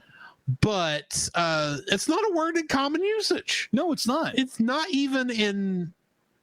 I think that's the closest I think I've ever heard Will Ferrell even come to the word melancholy, if we're being honest. The only other major usage I know of the word melancholy in modern day is the anime series from ironically around this time, The Melancholy of Haruhi Suzumiya. Okay. And that's not really that won't help you learn what melancholy means, because she's not really melancholy throughout most of that show. Yeah. But it's a weird word. It's not a good joke. It's a bad joke based on this mispronunciations that are kind of funny, but are mostly just a weird quirk of the character that we kind of like. And it plays a role in the end of the film. It's a minor role. Yeah. But so I'm fine with like I said, the mispronunciations of Metrocity as Metrocity and School is Shul, because they're funny, and I understand how he would make that connection. But all the rest of them, it's like, no, don't do that. Just pronounce it the normal way, because those aren't funny. Yeah, if you're gonna play this quirk, play the quirk where it's funny, not where it's just like either you have to be really realize they're saying this incorrectly, or you happen to know an old word. Yeah, that's and even the way he says it, you can't even make out what he's saying. It's not just that he's mispronouncing melancholy. It's just like he's saying it so low, it's like you can barely hear it on the word on the speaker anyway. But anyway, I'm starting to rattle on that. So a good portion of the mispronunciation of words that he does as a joke, but it only kind of works sometimes, is my first dislike. Fair enough. What's your first dislike? My first like is Shul. You don't like shul. I don't like shul. Well, I'm The not word or how they handle the actual shul. how they handle the actual shul. I had a feeling that was more I am very much pro school for anybody who's trying to say that. Oh no, but like Jacob says, don't go to school, kids. Yes, go to school. You're still reacting to the pre-show with Roy, aren't you? Darn it! Yes. So the way they folks, if you don't know what we're talking about, you should show up on the Cellcast, our Facebook page, or our Twitch site, or on YouTube, and you can hear or become a patron. There we go. And you can see and listen to all of our pre-show and post-show stuff, because you're only getting 3/4 of the show if you don't see those. Anyway, exactly.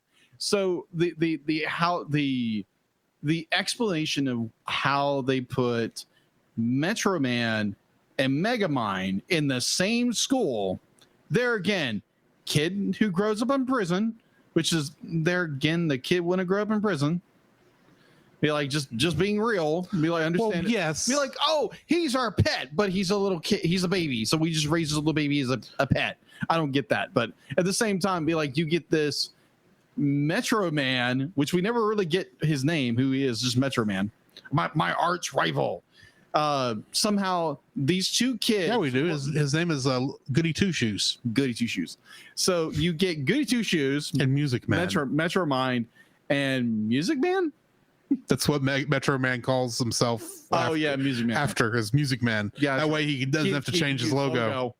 But it's so absurd. Like the whole notion that these two characters wind up being in school together when it's right next to the prison. Okay. And this kid who grows up in privilege, instead of going to a nice private school, goes to this little like country schoolhouse. Okay. Which it's just this weird. We got to put our characters together and make this. We got to show he's a pain in Megamind's life the whole time. Yeah, because Megamind is bullied and that kind of stuff, and just it condenses everything together. It's where it's easier to tell as a story format, but it makes no sense to me at all when it comes to actual storytelling, because these two characters would not be in that kind of situation. At least make it more like it's a cartoon. I get it, but at the same time, make it more realistic. Okay. I'm not trying to cut you off, but I've got to get this out. But I'm starting to want to say something. Okay, say something. What I'm about to say is not a defense. Okay. I want to point this out. It is just an explanation. Okay. Well, I suspect that this is the part of the film that comes from what I call early DreamWorks issues. Okay.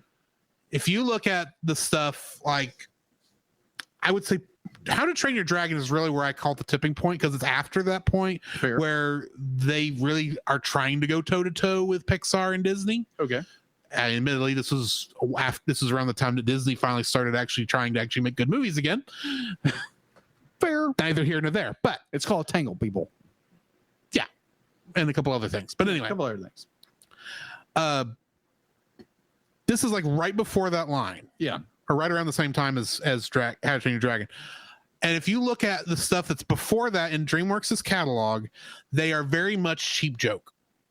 Oh, they love using the cheap jokes before that point. The cheap jokes will take precedence over story. Fair. And I'm not just talking about, and some of this comes from Shrek, because that was their first big popular film. Agreed. It took a lot of the cheap jokes, and they tried to replicate this formula across all their films. And for some films it works, for some it doesn't. I suspect that this was the same type of joke that would have been introduced the same way we had issues with Monsters versus Aliens. Because it's that kind of joke. Yeah, I get it. They work kind of. Yeah. It's a funny visual image, but does not make story sense. Yeah, agreed, it doesn't. For one thing, why would he I can accept that Megamind and Metro Man would go to the same school as kids. Yeah. That's not really that strange. The fact that the kids would love Metro Man over Megamind, I fully can go with. Totally makes sense. That totally makes sense. Yeah. Even the fact that the school happens to be next to the prison or let's just be nice and say Megamind's home. Yeah. Because I have issues with the prison aspect also. Agreed. Even though the fact that it's next to Megamind's home, I don't have a problem with. Okay. The fact that it's a one-room schoolhouse, that as far as we can tell is the only school for Metro City, which doesn't make sense. So apparently there's just a small handful of kids. Granted, I think it's just supposed to be a cheap joke. It was not a thought out joke. The whole joke is Megamind is living in grew up in a prison, which I agree with you, that probably would not have happened. But for the sake of this story, I can accept it. Yeah. Only for the sake of the story. Yeah, only because that's the only way. The fact that when he says at the end that I'm going home, and he goes back to the prison, it's the only home he's ever known. Yeah, that makes sense to me, and I can work with that. And the fact that the prisoners are the only people who ever accepted him for who he was. Yeah, agreed. There's family as far as he knows. Mm-hmm. I can accept that, but the fact that you have this one-room schoolhouse and there's like 12 kids in here and one teacher, and that's, as far as we can tell, the only school for all Metro City. Yeah, I agree with you. That doesn't work. Yeah, it doesn't work. I can even go with, and this is the most rationalization I can give this moment. I can go with the mansion that Metro Man grew up with, because we know he's not that far from the prison. Yeah, I can imagine this being a hop, skip, and a jump. I can imagine this being like the community school. Yeah, that happened to be the only school that Megamind and his situation could go to, and it also happened to be the one that Metro Man went to because he happened to be in that district, and for some reason his rich adopted parents didn't send him to private school. Yeah, which is the biggest issue of the whole thing. Okay. And I don't think you'll disagree with me this, is at the end, Metro Man as a child picks up the schoolhouse and flies off to who knows where with it. Yeah, with all his fellow students in it. Right. And Megamind, I get why Megamind wouldn't know where it is, but why would Megamind have continued to look for it? And why, if this is going to be city property, as schools are city property, yes, convoluted way they are, would Metro Man be allowed to just take it out to the middle of nowhere and turn it into his Fortress of Solitude? Plus, why did he turn that into his Fortress of Solitude? And I can live with the wibbly wobbly timey wimey of being bigger on the inside like a TARDIS. Yeah, I'll let that slide. Yeah, despite the fact they didn't show how that worked. But no. Anyway, sorry. I guess that's more like underground, like it's built underground. That's the assumption. There again, it's on a cliff, and you don't have to be like. And Megamind never saw it. No, he didn't. It's overlooking the city. Yeah. It's cartoon logic. It's like you said. Yeah. It's using those same old tropes. I suspect it's a portion of, like I said, the How to Train Your Dragon DreamWorks method of trying to copy the Shrek formula that happened to still be in the film that happened to be left in, because like I said, this is at the time where it's transitioning away from that. Because I mean, all the other films that came after Shrek were doing this. Madagascar is very bad at doing this. Monsters vs. Aliens. I'm trying to think of Shrek 2, 3, and 4. They are kind of do it better, except for 3. Yeah, 3. And I can't even think of what other DreamWorks animated films came out in that time period. But anyway, yeah. Good word. Because Kung Fu Panda is after this, I think. Agreed. But it's also in that transitionary point. Anyway, this is just one of those weird things that plagued 2000s era animation, where we have to have stupid jokes that are trying to mimic Shrek. Yeah, agreed. Let Shrek be Shrek and you be something else. Yeah, which again, this is a movie trying to subvert everything that it's trying to do. Right, but it's going back to that old catalog. I suspect this was something that was already been rendered and they couldn't go back and change. Probably. By the time Guillermo del Toro got involved. That's true, but also the fact to be like this, it allows for more just like. I would even like almost isolineal, just not isolineal. Sorry, wrong word. But I'm not sure that's a word. It's I probably used the wrong word. My apologies. No, it's just more. It condenses everything down to where it's more easier storytelling. but it just makes no sense. You have these two characters go to the exact same little school. I get your point. There's an easy way to fix this. Make it a regular school. Yeah. If you make it a regular school that happens to be next to a prison, yeah, that's weird, but that's part of the joke. Yeah. And then it's much easily accepted because you can make a regular building look like a school and not have it be the stereotypical one-room red painted old barn schoolhouse. Which is funny in its own right, but but you can do it without and still make it make sense. Anyway. Yeah, exactly. So that's my first. It's like the shul house. His old shul house. It makes no sense to me. But I understand his rationale. I get it. But at the same time, it's like, do something different. You're subverting everything else. Why are you going back? Why did you cliche this one? Yeah, exactly. So yeah, what is your first dislike? My second dislike. Second dislike. That's right. My second dislike.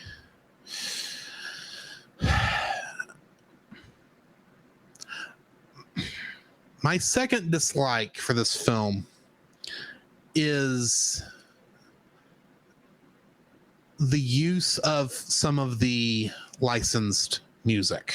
Some of the licensed music is fine, I'll admit. Like Bad to the Bone when you're taking over the thing, that worked. But a lot of it is just like, oh, we need music here and we don't want to actually make new music. We don't want to compose new music. Let's throw in a licensed track because we have connections. And this kind of fits and it kind of doesn't. Like at one point they used the song September by Earth, Wind and Fire. They do. It doesn't make sense where they placed it. I agree. It's an overplayed song anyway. So, I mean, I am starting to nitpick if you can't tell. Yeah, you are. But some of the licensed tracks just don't work the way they use them. They definitely don't. I would prefer just using more. I always prefer using more original score, especially with animated films, because I think we use licensed music too much on those personally. Yeah, I agree. But here, only a couple of them worked, and I think for the most part, it could have been left out. And I think part of the reason we do that is because there's still the idea that these movies should be musicals, and they don't need to be. Gosh, yeah. I'll get into that one later. So what's your second dislike? My second dislike is Jonah Hill as his performance. And I like a lot of cases, like his takes are just like they're flat. It's like that's the best take you can really get, where it's just like, there again, this is nitpicking. Yeah. It's just, that's like sometimes it's more like his performance is like, okay, he probably could have said that a little better. Maybe they just like, okay, let's get Jonah Hill out of here because we're having to pay him way too much money. I don't know how much money he made for this one. I would assume Will Ferrell would have been paid more, but he was also executive producer. That is true. So I think it sounded like it was more like a rush job to get Jonah Hill's performance out. And there's a lot of like his performance is a little flat here and there. Like there's not as much gravitas he would have as a character who's being manipulated and turned be like supposed to be turned to a hero, but actually he's a villain. But like some of his performances are a bit flat. It doesn't really match. It's just like where was she like kind of a thing. So there again, this is a nitpick. So yeah, that's my second dislike. My third dislike for this film,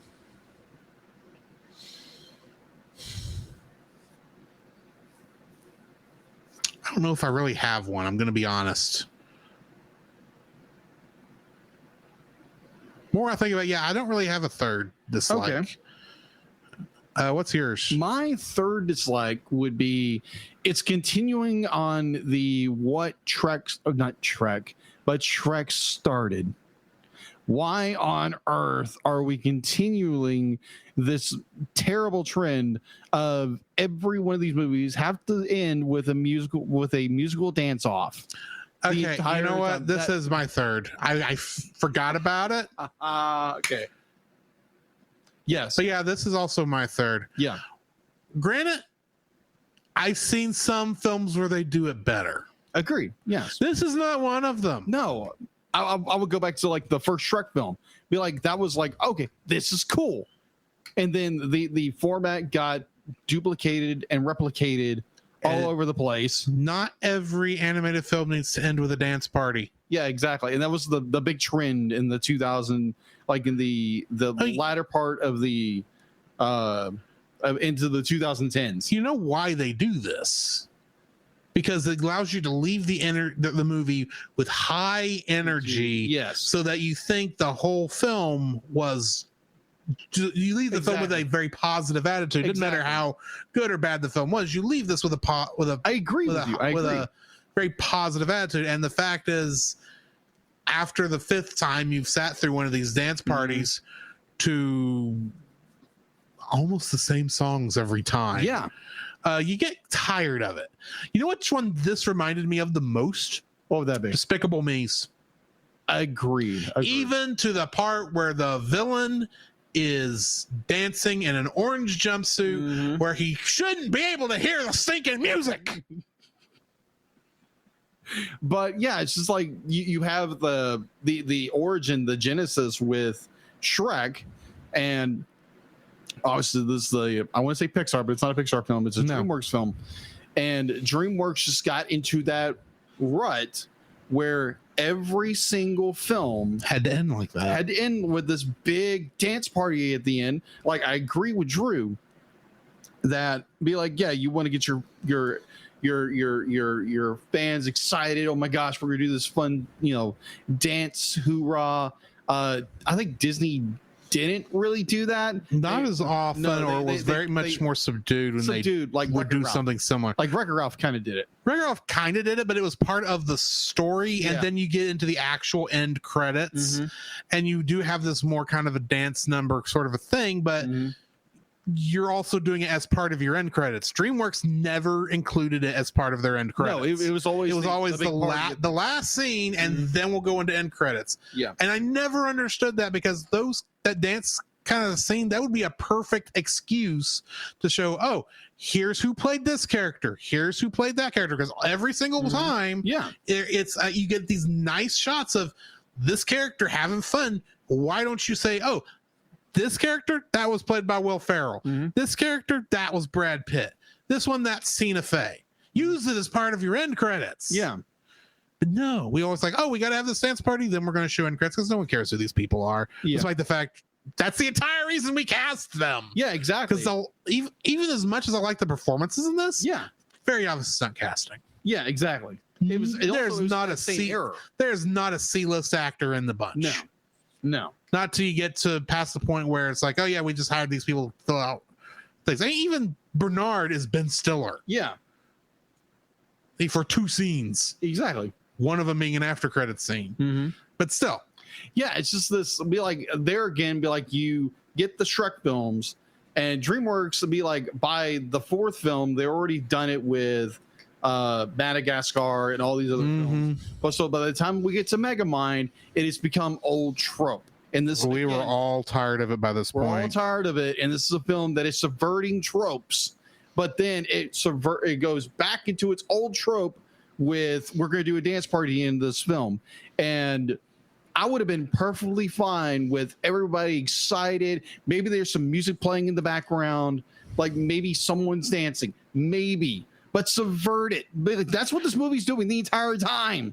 At the very least, don't go with the dance party. Have Megamind fly off into like the sunset. If you're gonna do a trope, do one we haven't used in a while. Or at least subvert it in some capacity where he flies off, but his mechanical boots fail or and something. He went crashing to the ground or something like that. That would have been funny. Oh my gosh, they subverted this again, because this movie does it over and over and over and over again. And then it just reverts back to what DreamWorks has done for the last 6 movies, 6, 7, 8 movies. And it's become old trope. It's become a trope in itself. And a movie that subverts tropes just goes back to its old trope, and it's annoying. Shark Tale was the one I couldn't think of, and Over the Hedge. Oh, okay. Yeah, same thing. They all do. Oh, and Flush Away, but that was more Aardman. Shrek the Third. B movie. Oh, and Kung Fu Panda did come out before this. oh, yeah, that's right. It was 2008. And then Kung Fu Panda. Megamind, yeah.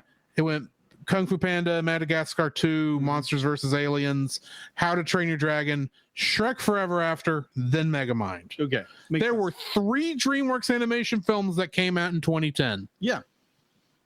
And Megamind was the one who kind of got It's- buried by it. yeah. Everything else. And then you had Tangled in 2010. And then Kung Fu Panda was the next year. Mm-hmm.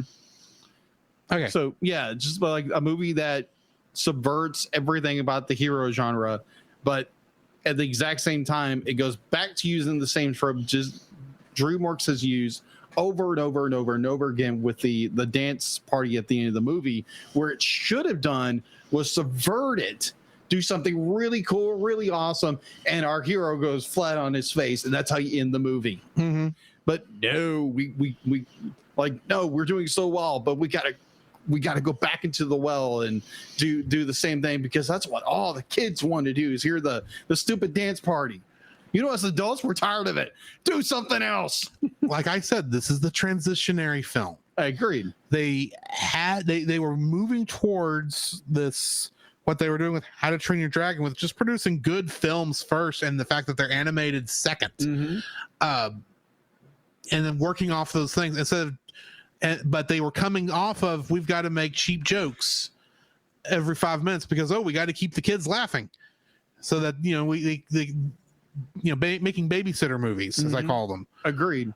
This is in that transitionary period where DreamWorks was finally getting serious with its filmmaking. I agree. Because you can see the bones of it. You can see the structure. Because if you look at DreamWorks' history, Yeah. 'cause I just looked through all their filmography because I was curious. Yeah. It starts off with heavy hitters. You got Ants. We'll more or less talk. That's not really a good one to start with. But you got Prince of Egypt there early on. Oh my gosh, yes. You got all these other ones that I know are these more serious films, and then you got Shrek, and it's because of the popularity of how well Shrek did. They were trying to copy Shrek throughout all their stuff, and you see that something that works. and you see that they overuse the formula, and then right around Kung Fu Panda, because Kung Fu Panda I actually would consider the first of where they were starting to turn it around. Yeah. That's when they start saying, why don't we make good movies? Yeah.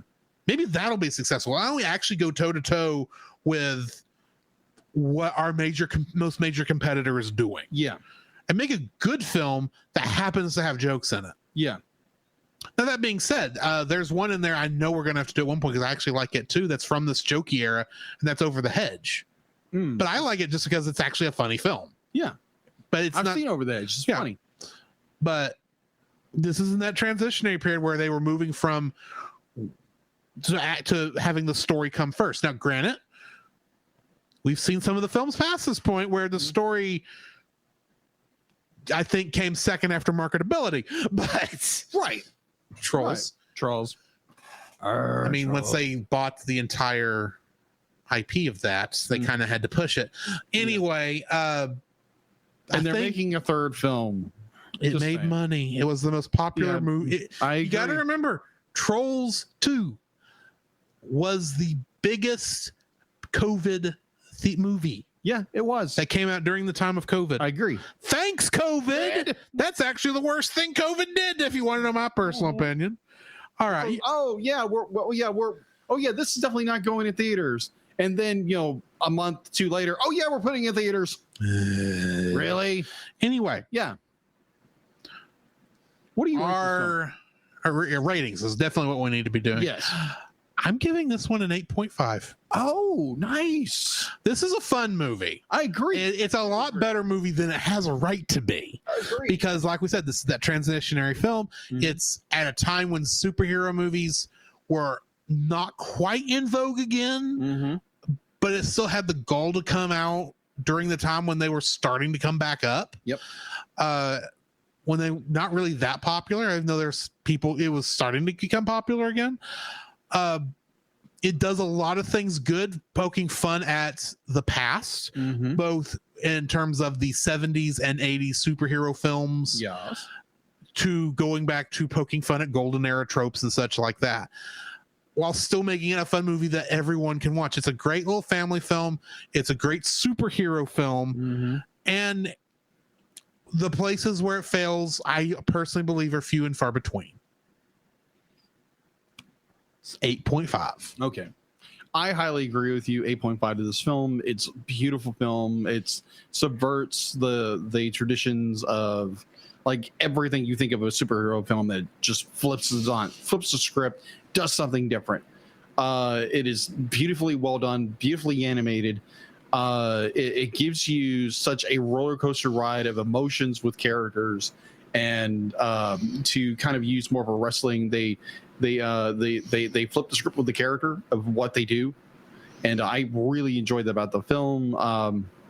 Or the character turned heel, like these heel turns all the time in this film, which is really well done. And I enjoyed the snot out of this film. This was so good. And I was looking through Amazon, be like, okay, how much is it? Be like, I want this film because I want to add this to my collection. Yeah. Be like, people, if you've ever seen my collection, He has a big collection. I have a big collection of films. I'm actually surprised this one hadn't accidentally made its way into your collection. Yeah, I was shocked too. And I was like, maybe I saw it and just was like, oh, it's Megamind. I don't care about that. Which there again, I think by the time I would either or. But yeah, 8.5. This is an incredible film. Go watch it. Go buy it. Whatever. Go show this movie some love because apparently it's a cult classic now. Oh yeah. Which I didn't know about. I was like, oh, okay. I'm very glad we did you pick this one? I picked this one. Okay, yeah, that's right. So yeah, because of the weirdness of how our schedule got moved around in order so we could record with Francisco last week. Right. This movie and Fire and Ice got flipped. Mm-hmm. So that's why you had technically 2 in a row with Luca and then Fire and Ice. Fair. And then I have 2 in a row with Megamind and our next film that we're going to review. I saw that a couple hours ago. The very first Dragon Ball movie. Not Dragon Ball Z. Dragon Ball.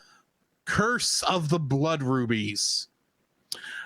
I'm going to go ahead and preface this with, like, if you've seen the original anime, you will note a lot of similarities in the story. It's just they changed it at the last half hour. Okay. It is a very similar story to the original Dragon Ball arc, which is Journey to the West. Yes.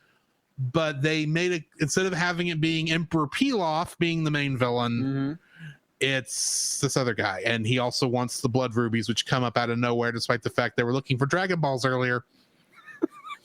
It's been a hot minute since I've seen this, but I thought, you know what?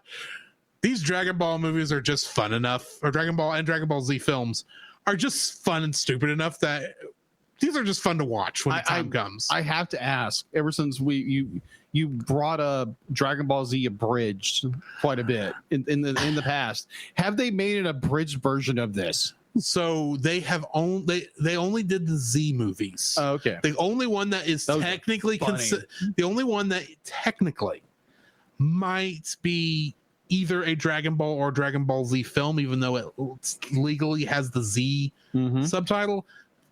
This would be closer to would be Dead Zone. Okay. But because it was really more of a Dragon Ball style film. Yeah, agreed. But it's technically part of Dragon Ball Z because it's like right before Dragon Ball Z starts. Yeah, this is when he's Kid Goku. Yeah, this is Kid Goku. But also, the thing is about the first 4 Dragon Ball films is none of them are canon in any way, shape, or form. Technically, none of the Dragon Ball films until you get to Super are canon.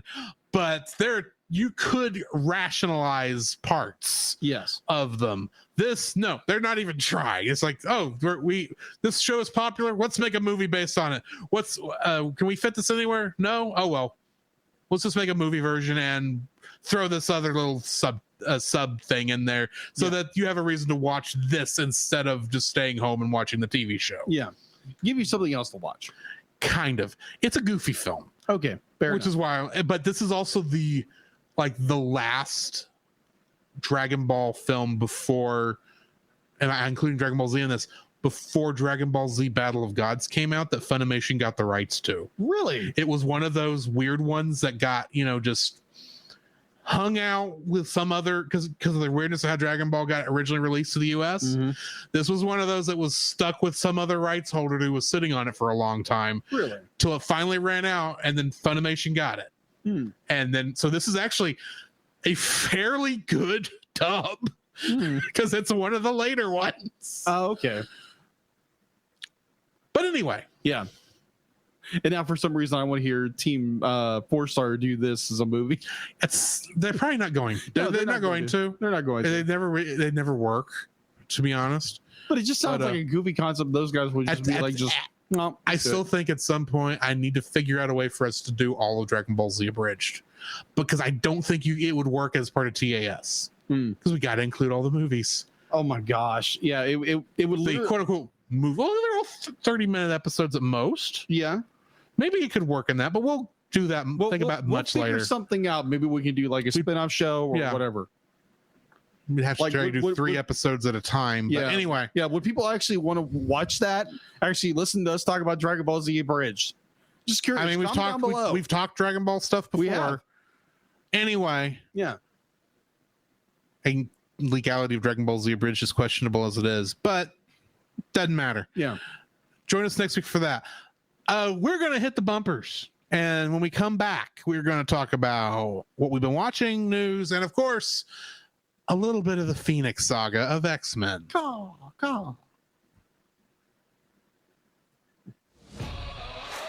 This podcast is a proud member of Culture Box.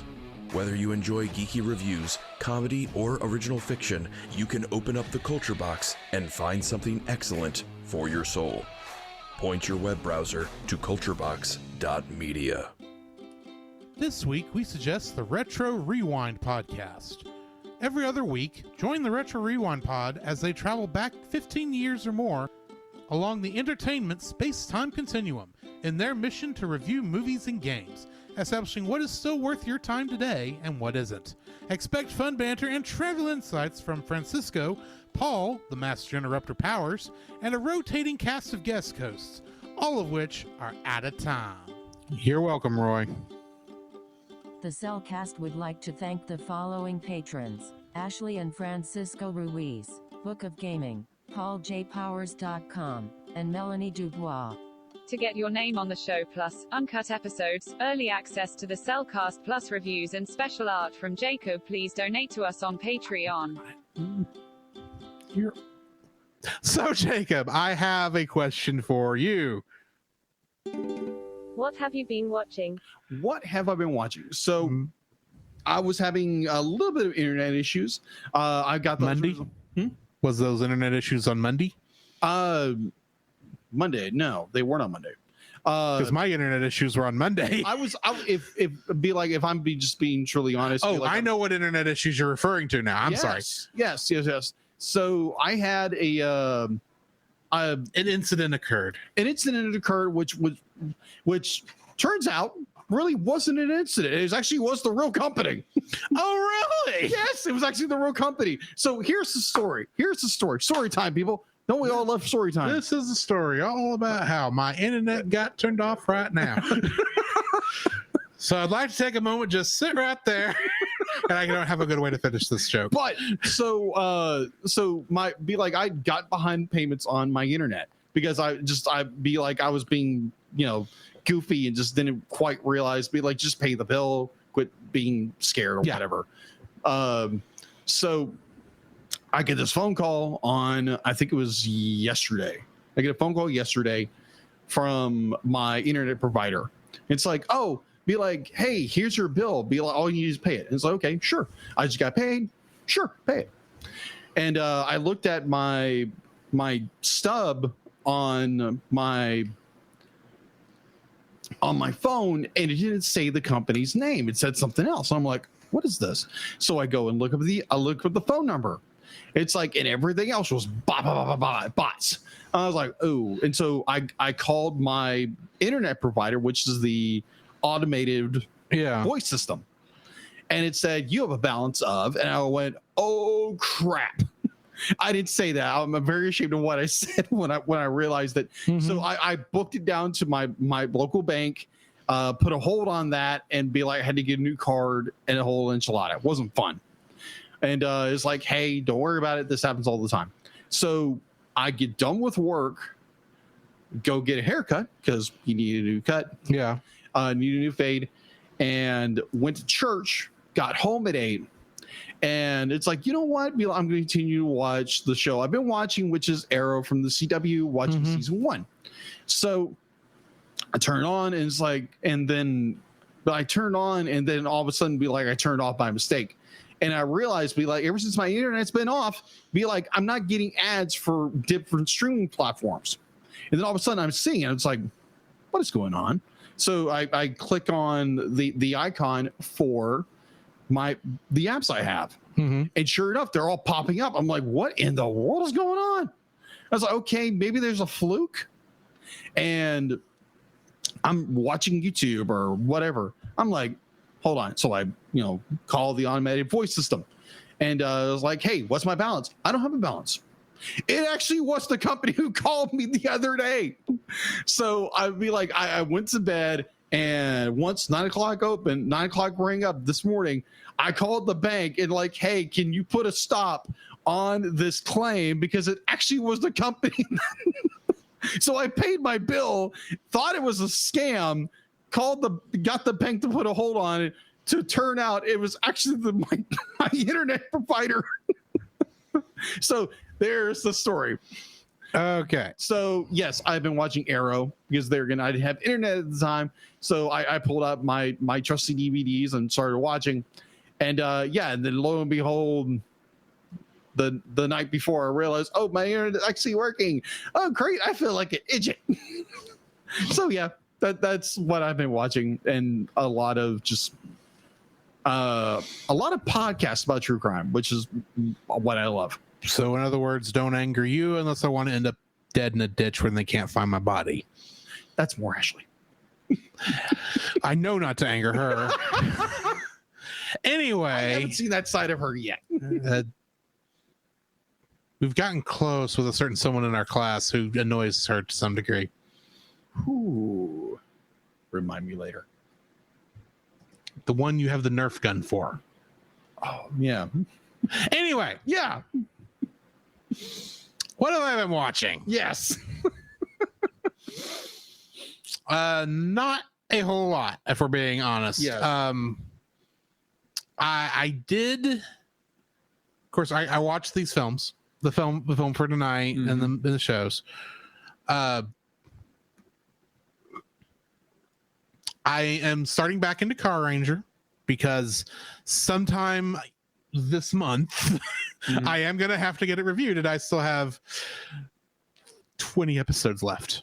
And for those who don't, the world's like Car Ranger. Gekiso Sentai Karenja is the adaptation. is Super Sentai. Yeah. Is the show that Power Rangers gets its footage from. It is what Power Rangers Turbo was adapted from. And I am watching through it because I'm going to be guesting on an episode of the Power Trip. And according to Power Trip, review, like, we don't talk about Turbo. So of course that's the one I volunteered for. So he volunteered his car tribute. I think it's a Kia tribute. I think Kia is the one that makes the tribute. No, I chose it because it's like, it was the first one I thought, okay, I'll have enough time to watch an entire series of in the amount of time allotted me at the time. And two, it's like, well, Power Rangers is goofy. Mm-hmm. Sentai is goofier. Mm-hmm. And this is a parody of Sentai, Mm-hmm. which is supposed to be the goofy, which is meant to be goofier than what you're making fun of. So goofy on top of goofy on top of goofy is like, this sounds like my kind of show. Fair. Strangely enough, this might be the most down-to-earth Sentai I've ever watched. Wow. Okay. It's still goofy. Don't get me wrong. Yes. But a lot of the goofy is what happens if you actually put normal people in this role instead of teenagers with attitude. Or when you take of course this stuff happens. It's a television show. Mm-hmm. It's like, oh, we are making a giant mecha with these cars. And instead of just hitting a button and the computer automatically does it, we actually have to do it ourselves. Interesting. It takes we have to figure out how to use our weapon. Let's look at the owner's manual. Oh my god. It's stuff like that. Yeah. It's like here's it is over the top. Mm-hmm. But a lot of it is like, oh yeah, it's over the top. We're doing a lot of these over the top things, but sometimes we're also just like, what would really happen if we actually did this? Okay, so I do have a question. Bear in mind, this is also the one where the quote unquote sixth ranger is a magical girl and is only in 3 episodes. So I do have a serious question when it comes to, because there again, be like, where am I watching this? No. Like growing watching Power Rangers. Mm-hmm. There's a certain season where characters get shrank, and season 3 or season 4. That would be Mighty Morphin Alien Rangers, probably, where the main heroes get turned into kids. Exactly. And they pull in a group of rangers from an alien planet to help them out. Yeah, exactly. While they're trying to get everything changed over. Right. Okay, that is during the Kaku Ranger. Oh yeah, era. 2 seasons before this. I know this. Okay, so my question would be definitely if it was between you and Nate Marchand from the Power Trip, is that it's like I realize these younger Rangers can't morph. Am I right? They can't morph. Yeah, because it works on Y2K logic. Okay. It's we've been reduced to the age we were before we were Power Rangers, so we can't morph. Okay. That is interesting, but then you go into Justin got his powers as a child. That's why he can morph. Oh. It has nothing to do with age or size. Okay, I was just curious. It has everything to do with what? We can't use our powers because we've been reduced to an age where before we had powers, which doesn't make any sense. But that's Power Rangers for you. What made question answered, I guess. You asked. Nate, if you have any more further questions, please let me know. Just go back and listen to the Power Trip, where they journey through the Power Rangers franchise. Yeah, because they have already gone through. They got distracted. They have already gone through all 29 seasons of Power Rangers, and they have actually already talked about Once and Always, which should be out sometime in the next week. I keep forgetting to release it. our episode on it, of course. We did do a reaction to that, and I haven't released it yet. It's a plus reaction. Yeah, because that was the thing. I was thinking is like, oh, wouldn't it be cool if we got this out before Power Trip? And we didn't. In my defense, the month of April was packed. Yeah, agreed. We had 3 reactions and 5 episodes. I did the best I could under the circumstances on the editing. So I think it's edited. I think I just need to go through and like stitch it together. Yeah. But anyway, be like when he said Car Ranger or Turbo, I was like, okay, I need a question answered. Right. So I've watched some of that. I played a certain game. We'll get to that in a minute.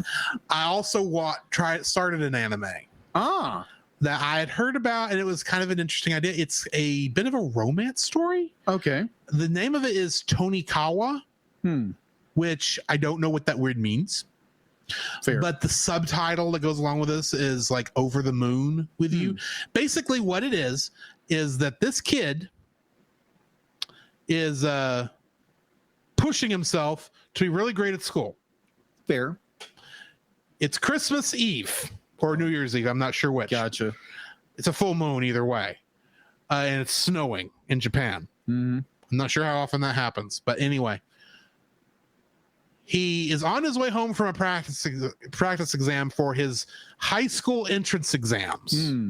Because that's a thing in Japan, apparently. Yes. And he sees a girl and immediately falls in love with her. And she thinks she's going to. He thinks he's going to get. Oh, I'm sorry, I misread that.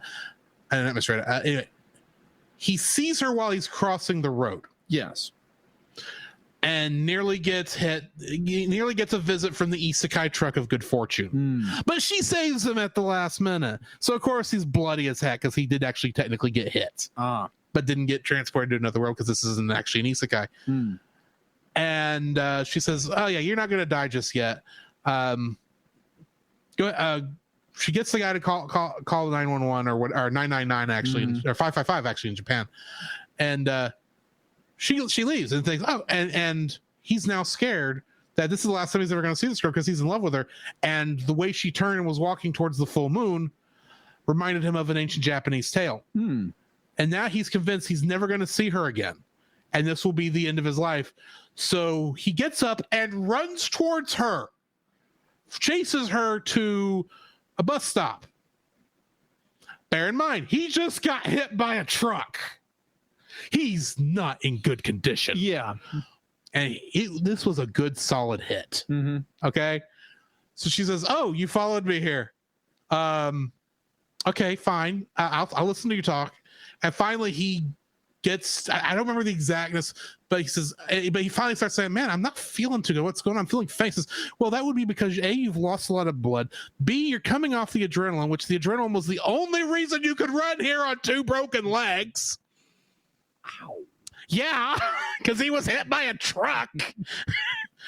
And he says, and finally, it might have fits me like anime. Most of them be like, someone get hit by a freight train. They go spiraling off to get up a minute later. Right. And then he finally, after all this like, because they're obviously kind of spreading this out towards the end of the episode, he said, he finally gets up the gumption and the gall to finally say, will you go out with me? And she says, okay, but on one condition.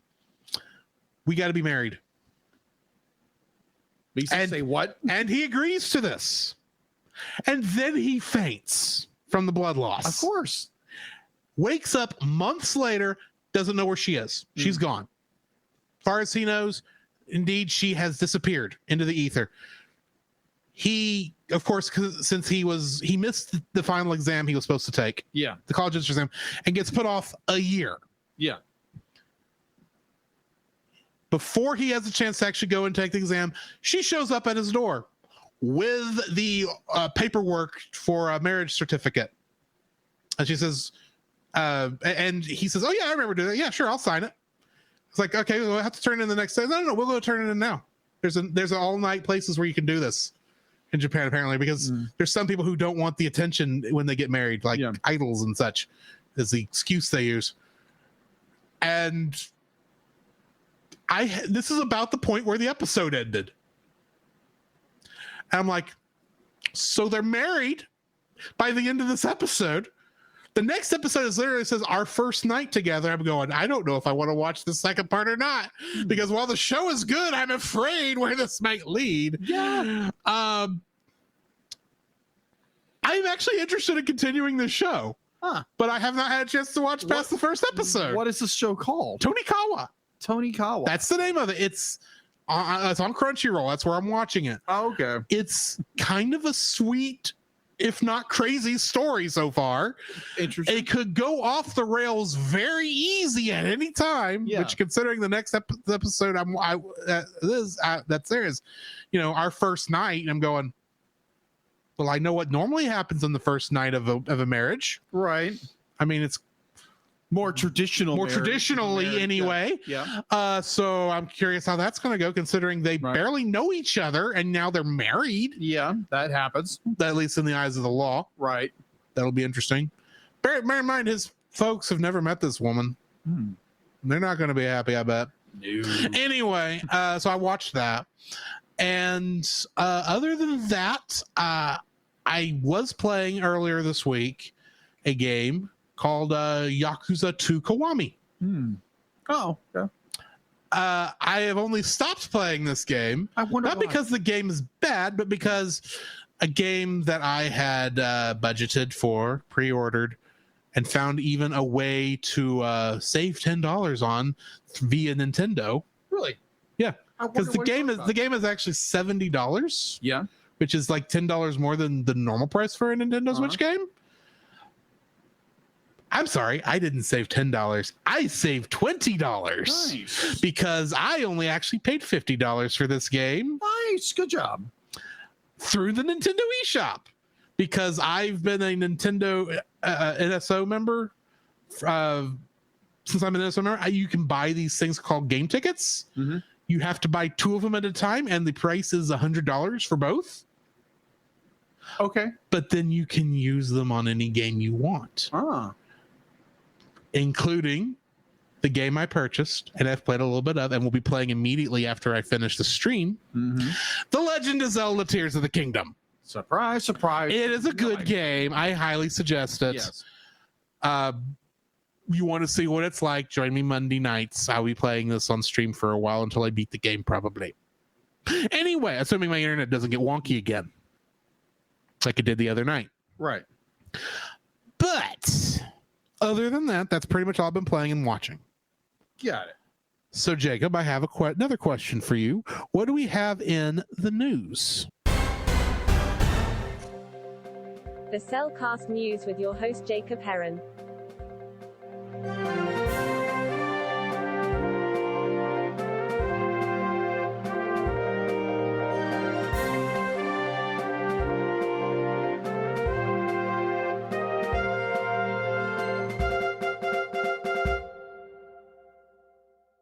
Why, thank you, Leela. And in the news for this week, I couldn't find anything. No, I'm literally serious. Be like, no news. no news. Be like, to quote old Lone Star, the old country band, no news. So I could not find anything worthy of be like Guillermo del Toro's doing like a gallery exhibit for Pinocchio or something like that. That was in the news. And I didn't think it was really like it had a connection with the film we've reacted to. We've reacted to it, but has it been released though? Right. It was released, right? Pinocchio? Yes. We did a full review of Pinocchio. Has it been released though? It's on Netflix. No, the review we did. Yes, long time ago. Okay, good. I'm just checking. I am only 1 week behind on releases, good sir. Okay, good deal. Good deal. We're not going back to our first, what was it, the second season where it was... First season where we had a 3-week hiatus. Yeah. And then we had to re-record 3 episodes. That is true. Which made it a 4-week hiatus. Yeah. Kind of love that stuff, right? But yeah, that's I really couldn't find anything really like of note. I mean, like obviously the Little Mermaid live action remake is coming to theaters really quick because I know we're gonna I believe we're gonna do a reaction to it. I believe that was the assumption. That's the assumption. I agree because I know me and my girlfriend are gonna go watch it. I know that. And yet you never watched the ABC live version. No, I haven't. With Dead-Eyed Flounder. That's what I keep hearing. I'm gonna have to break down. Actually, watch the special. It is on Disney Plus. I saw the thumbnail for it. And I was like, that's interesting. Yeah, interesting is a word. So I'm assuming you've watched it. No. Okay. I've just seen pictures. Okay. Look, here's the thing. Little Mermaid is one of those films for me because, Grant, I don't love it as much as you do. Fair. But it is one of my formative movies from my youth. I gotcha. It's not going to be none of these films are going to be as good as the original. Agreed. I'm sorry. Yeah, agreed. It could be an excellent film. It's still not going to be better than the original film. Agreed. I will still see it, and the new one, because I know it's going to be far better than whatever is on ABC. That ABC Live one was, because there's no way that was going to be good. I don't know. I knew it wasn't going to be as good. Right. Anyway, since you couldn't find news, I have some news. What do you got? Do you remember from our first year the continuing news story that we kept following of the arson at Kyoto Animation? That's right, yeah. There is actually some news on this front. Really? Yes. The Kyoto Animation arsonist case begins its main trial on September 5th with the verdict scheduled for January 25th. Nice. So apparently we do actually have some stuff going on with that. Nice. Interesting. Bear in mind that arsonist thing did result in the death of 36 people and wounded 33 others on September 5th of that year. This is my I'm getting this off Anime News Network, by the way, is where I'm getting this news. The trial will have 32 total hearings. In September and October, hearings will be held 2 or 3 times a week for a total of 10 hearings for each of those months. In November and December, hearings will be held 5 to 6 times each month. The Kyoto District Court started pretrial proceedings on May 8th. The pretrial was to decide the schedule for the main trial and is also discussing prior issues and evidence. The presiding judge in the pretrial was Keisuke Masuda. If that means anything to anybody. Now, 2019 is when that happened. That's why we were covering it. That's right. That year. Mm-hmm. So, yeah. Okay, well, it's good. Good to know that we're finally going to be getting some closure on that horror. Yeah. That tragic event. That tragic event. So, yeah, I guess that's all the news we've got. So, Drew actually gave to New City. Hey, it happens. It does happen. And the only reason I even remembered that is because you said, oh, I got no news. I was like, didn't I see news earlier this week on something that we hadn't covered in a while on ANN? Because I go on ANN daily for some reason. But anyway, yeah. Are you ready then to jump into a little Firebird? Yeah. It's not driven by a bandit. And we're definitely not going eastbound and down. No. Spacebound and down, loaded up and trucking. Previously on X-Men. Meet the sulky, over bulky, kinda hulky superhero. Electrically transistored superhero. And exotically erotic and aquatic superhero. The modern superheroes have arrived. X-Men, X-Men, it's today, X-Men, X-Men, coming your way.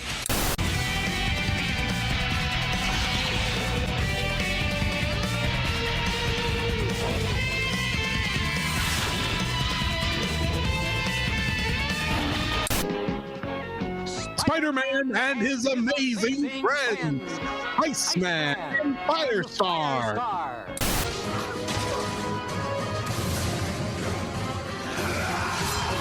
I'm gonna be able to pull this one off. Arena's hooked to you, so there's numerous up in tears when Iron Man joins the fight. Thunder has Thunder's mind. Who'll save the day? The superhero squad. I should have had the lyrics up for that. Yeah. But I didn't think about it till already we were halfway through Wolverine. So I have to say before that, so last week on Fire and Ice, we had Francisco, you're welcome, Roy, from Retro Rewind, and his reaction to the bumper, it was like, what the heck was that?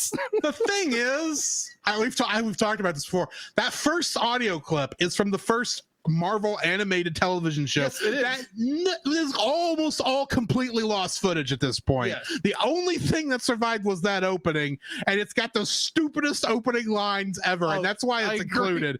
And I had to include the one that actually had a mutant in it, and of course that's the one that's exotically erotic. Oh my gosh, that was the most hilarious thing. But like, if you go back and watch the stream or wherever you're watching the video, like go and watch Francisco's on YouTube. It on YouTube. It is hilarious. Someone clip it because it's hysterical. It's like he's just like, huh? Okay. What in the? He's got that. The world look is that. But yeah, I just found that. Thank you, Francisco. Anywho. Get this back up. Back down to it.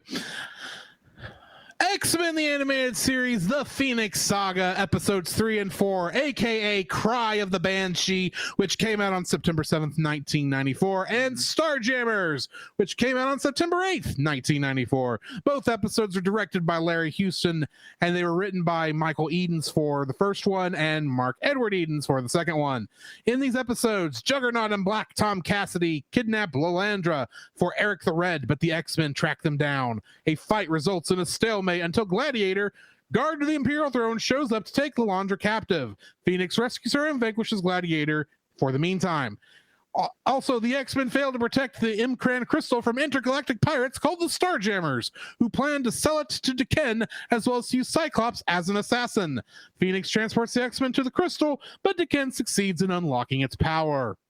Guest casts for these episodes include Lawrence Bain as Eric the Red, Rick Bennett as Juggernaut, Lally Cadeau as Dr. Moira McTaggart, Richard Epcar as Gladiator, Jeremy Ratchford as Banshee, Camilla Scott as Lalandra, Philip Williams as Black Tom Cassidy, and Jeffrey Ayres as Corsair.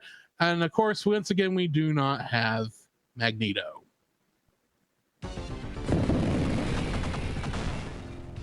I am Magneto, master of magnet.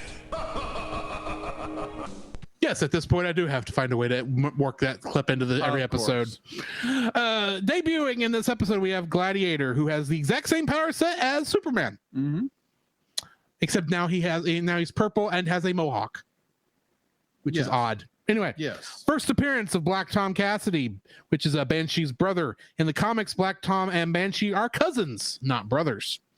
We also have the debut of the Shi'ar Imperial Guard, aka Starbolt, Flashfire, Oracle, Smasher, Titan, Hobgoblin, Warstar, Earthquake, Hussar, Astra, and Manta, and the Starjammers being Chode, Corsair, Raza, Longknife, and Hepzibah.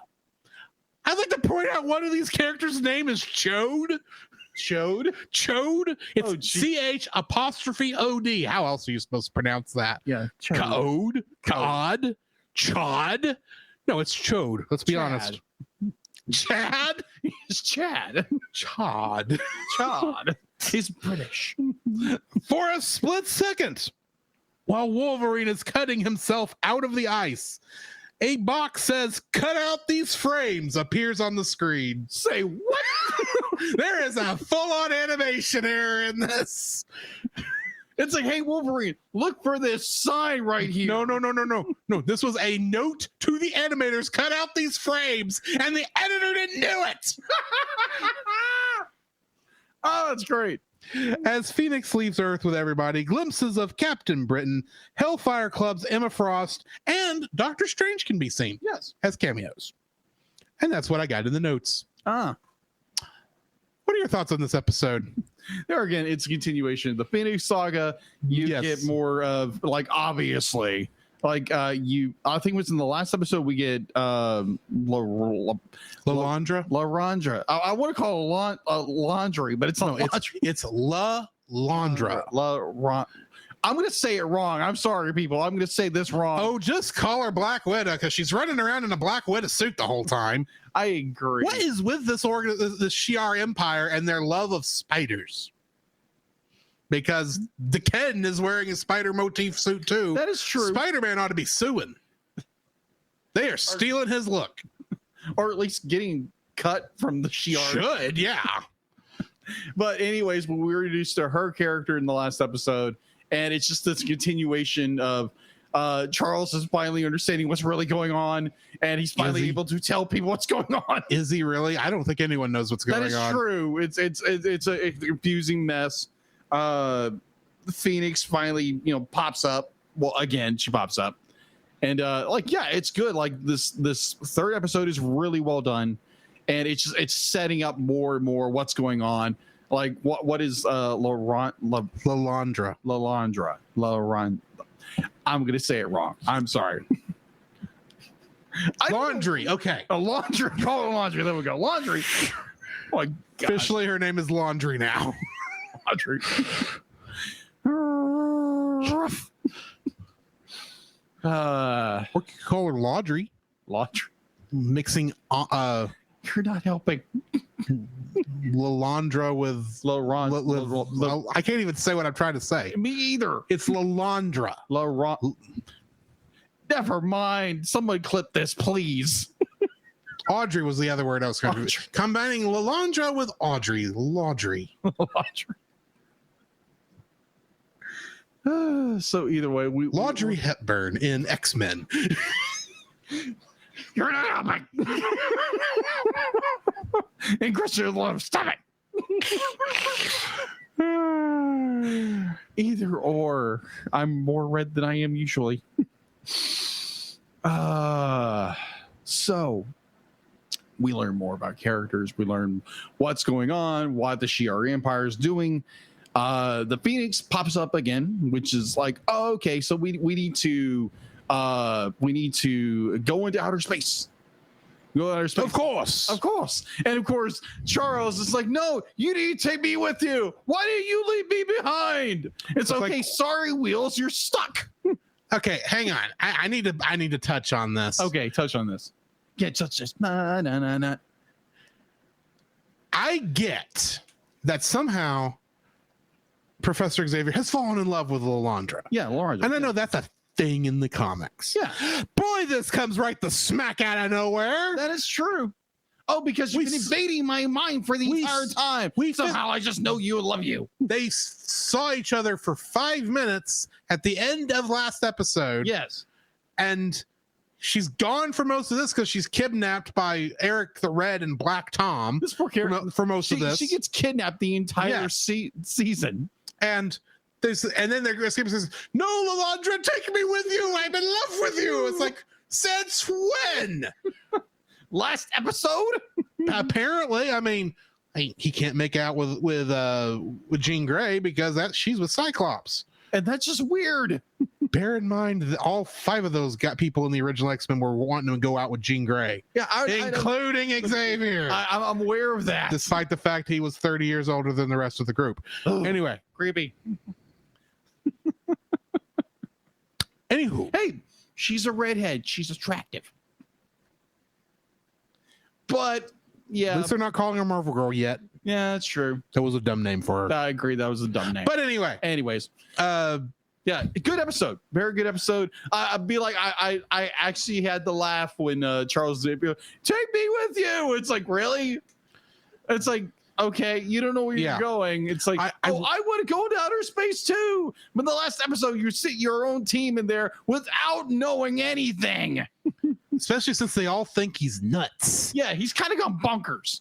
Like his own astral projection of the dark self. I us last time. I especially like the beginning of this one where, you've got Lalandra in there. They're having this discussion. And then you get Juggernaut's broken in. Oh, yeah. And Black Tom are there. And they're all having this big whole thing. Juggernaut throws him out the window. Mm-hmm.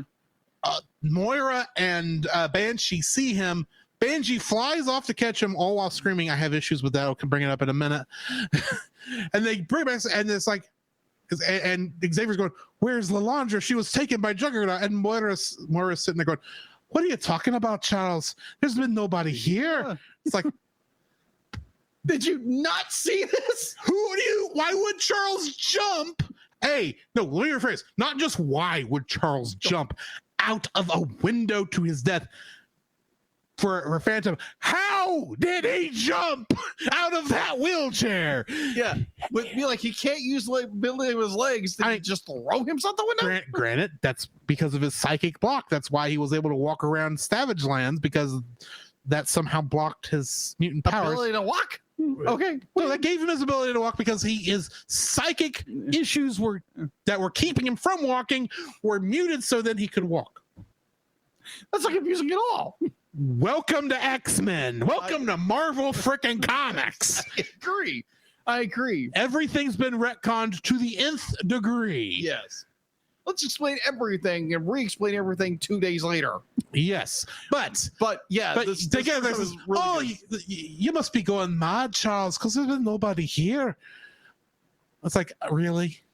You did not see this massive explosion. Are you telling me on this entire island there's not one single camera that might have accidentally caught a giant red Juggernaut? Well, let me give it. Bear in mind, don't forget, Juggernaut's not a mutant. No, he's not. He's magic. Yeah, it's the weirdest thing. I agree, but up to explain Miss Moira McTaggart and Banshee's like being kind of preoccupied with the whole making out, not paying attention to things.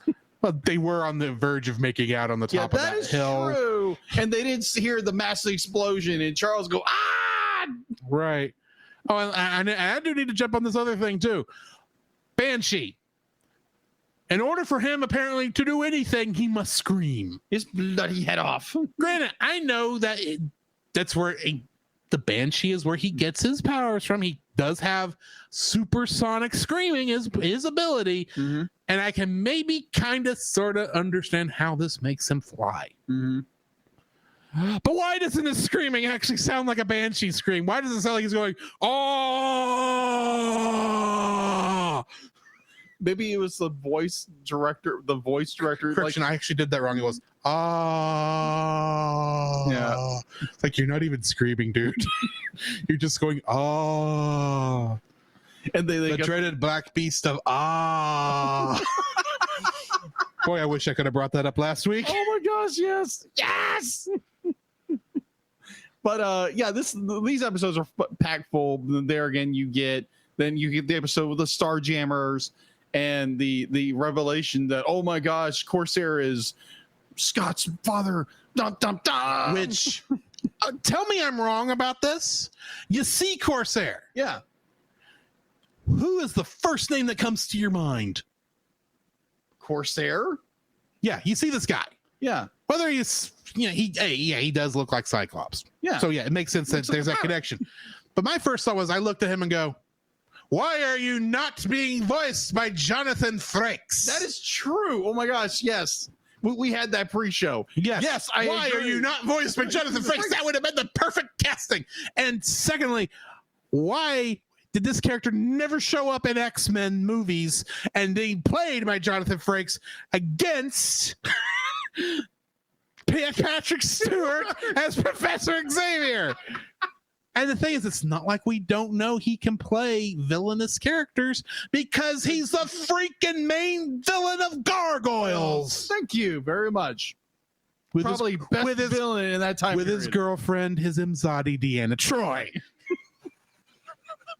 There's like, yeah, I think that's a series we need to cover at some point. Oh, it's probably going to happen. We've got a lot of that's the problem.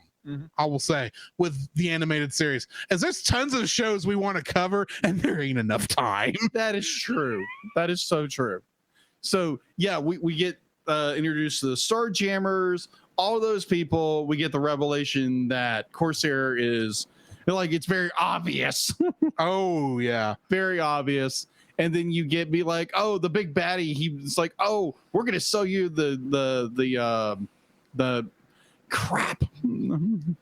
I was going to say Spider-Man, but that's not the right term. Not Spider-Man. Spider Emperor. Lalandra's brother. Lalandra's brother. For the McCann crystal. The can? McCann. It's like macaw, but it's McCann. Oh, okay. Giant parrot crystal. Parrot crystal. Caw. That's a parrot. That's a raven, you bozo. Well, I mean, that could say human speech too. But anyway. Anyways. The Shi'ar crystal, whatever it's called. I like to point out this little thing I just realized. This is the third episode with McCann or whatever his name is, the Emperor of the Shi'ar Empire. Yeah, I'm fairly certain I know how episode 5 ends, and he has yet to have been credited in any of the places I pulled this information from. Despite the fact he's talked in 3 of these 4 episodes. Yeah. And I have no marking as to who played this guy. Yeah. And like even the point, like even the pre-show, we were talking about it waped like I walked in as I was finishing the finishing the episode, and we're distracted. It happens. Like yeah, Tears of the Kingdom kind of came out this morning. Today. The new Zelda game, people. But yeah, I'm walking in and we're getting to the final end of that episode, and the evil emperor finally gets the crystal, and gets. I just realized this. He gets assumed by pink energy. He does. Too much pink energy is dangerous, folks. Yes. He gets filled with the evil of pink energy. So does it become the Ranger Slayer? No, because that would be cool. That would be owned by Boom Studios. Thank you very much. But Yeah, the ending, it's really cool. It's what do they call it? The dark void or something like that. I don't remember. It's so much like we 90s. are so far into comics logic in these 2 episodes. Yes, I agree. Oh, by the way, Rogue's back after being missing the last 2 episodes. That is true. She was on mission. Yeah, she was on mission. I like how it says, well, we're all on mission sometimes, Rogue. So it makes sense you weren't here. It's like she just showed up out of nowhere. Exactly. In the hospital room. Where have you been, Rogue? Where has this mission been? I mean, at least Gambit was happy to see you. That is true. It's Gambit. You like that, Sherry? I can get you one. That's the wrong voice for Gambit. I went with my Irish voice. Irish Scottish, not my not my Cajun, because I don't think I actually have a Cajun accent. Cajun accent. Which Gambit sounds Cajun. I actually do. It's not really Gambit because it's like I guarantee. Yeah. That Gambit's going to get the girl at the end of this. This is not even good Cajun accent. No, you're floating back into it. I'm going back into my Irish, which if I'm not careful will get to in my Liverpool, which is closer to Irish. I'd go into my Russian, but that requires me to talk about crushing a sparrow egg between men's thighs. This is not even that Russian accent. It's not. It's so Scottish. I went Scottish. What are you standing around for? Don't you know a jailbreak when you see one? Yes, folks, I just quoted Star Trek V, The Final Frontier. The worst Star Trek movie ever made.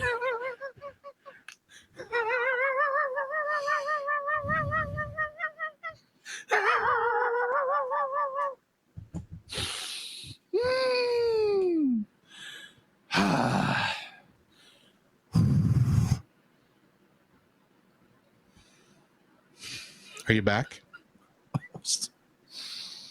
I'm afraid you're going to say something.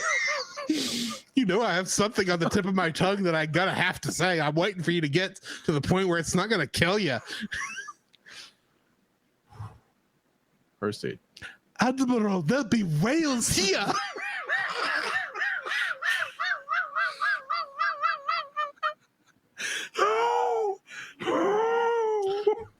We're looking for the nuclear vessels in Alameda.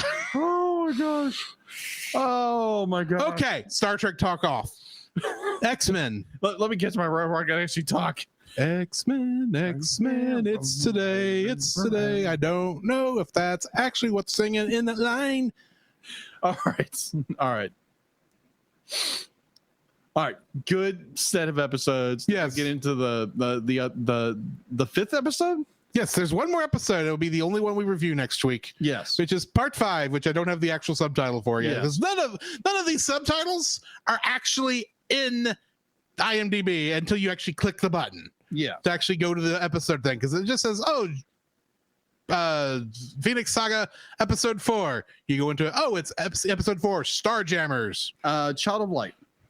The Child of Light. Child of Light. Child of light, born of light. You don't know what I'm singing. It sounds familiar. Yeah, only because you have heard me play one song incessantly about 2 years ago, and it's part of that. But that's actually singing from a different thing. Moving on. Yeah. Join us next week for that. In the meantime, this has been Drew. This is Jacob, and we will catch you in the next frame. You can follow Jacob on his Facebook at Jacob B. Heron. His Facebook page, Jacob's Daily Art Corner, where he tries to draw each and every day. His Instagram at Jacob B. Heron. His Twitter at Jacob Heron. And his Letterboxd at Jacob Heron. You can find Drew on Facebook at Drew Dodgen. His Facebook page, Drew's Photo Bin, to see his photography. His Letterboxd page at GGeorge759.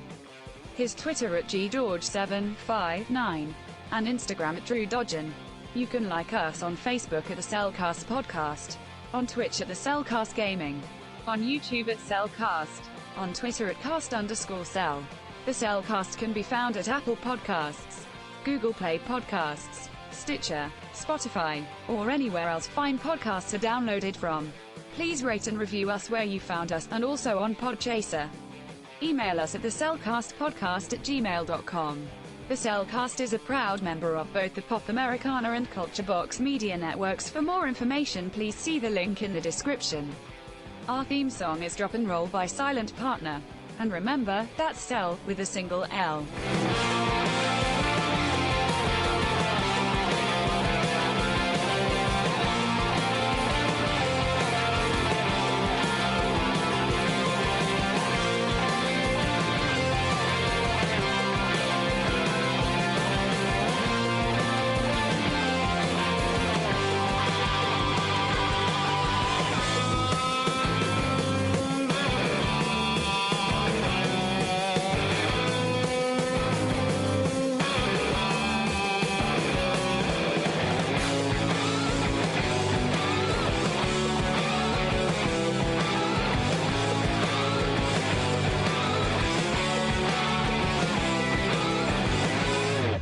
Oh, you're a villain, all right. Just not a super one. What's the difference? Presentation!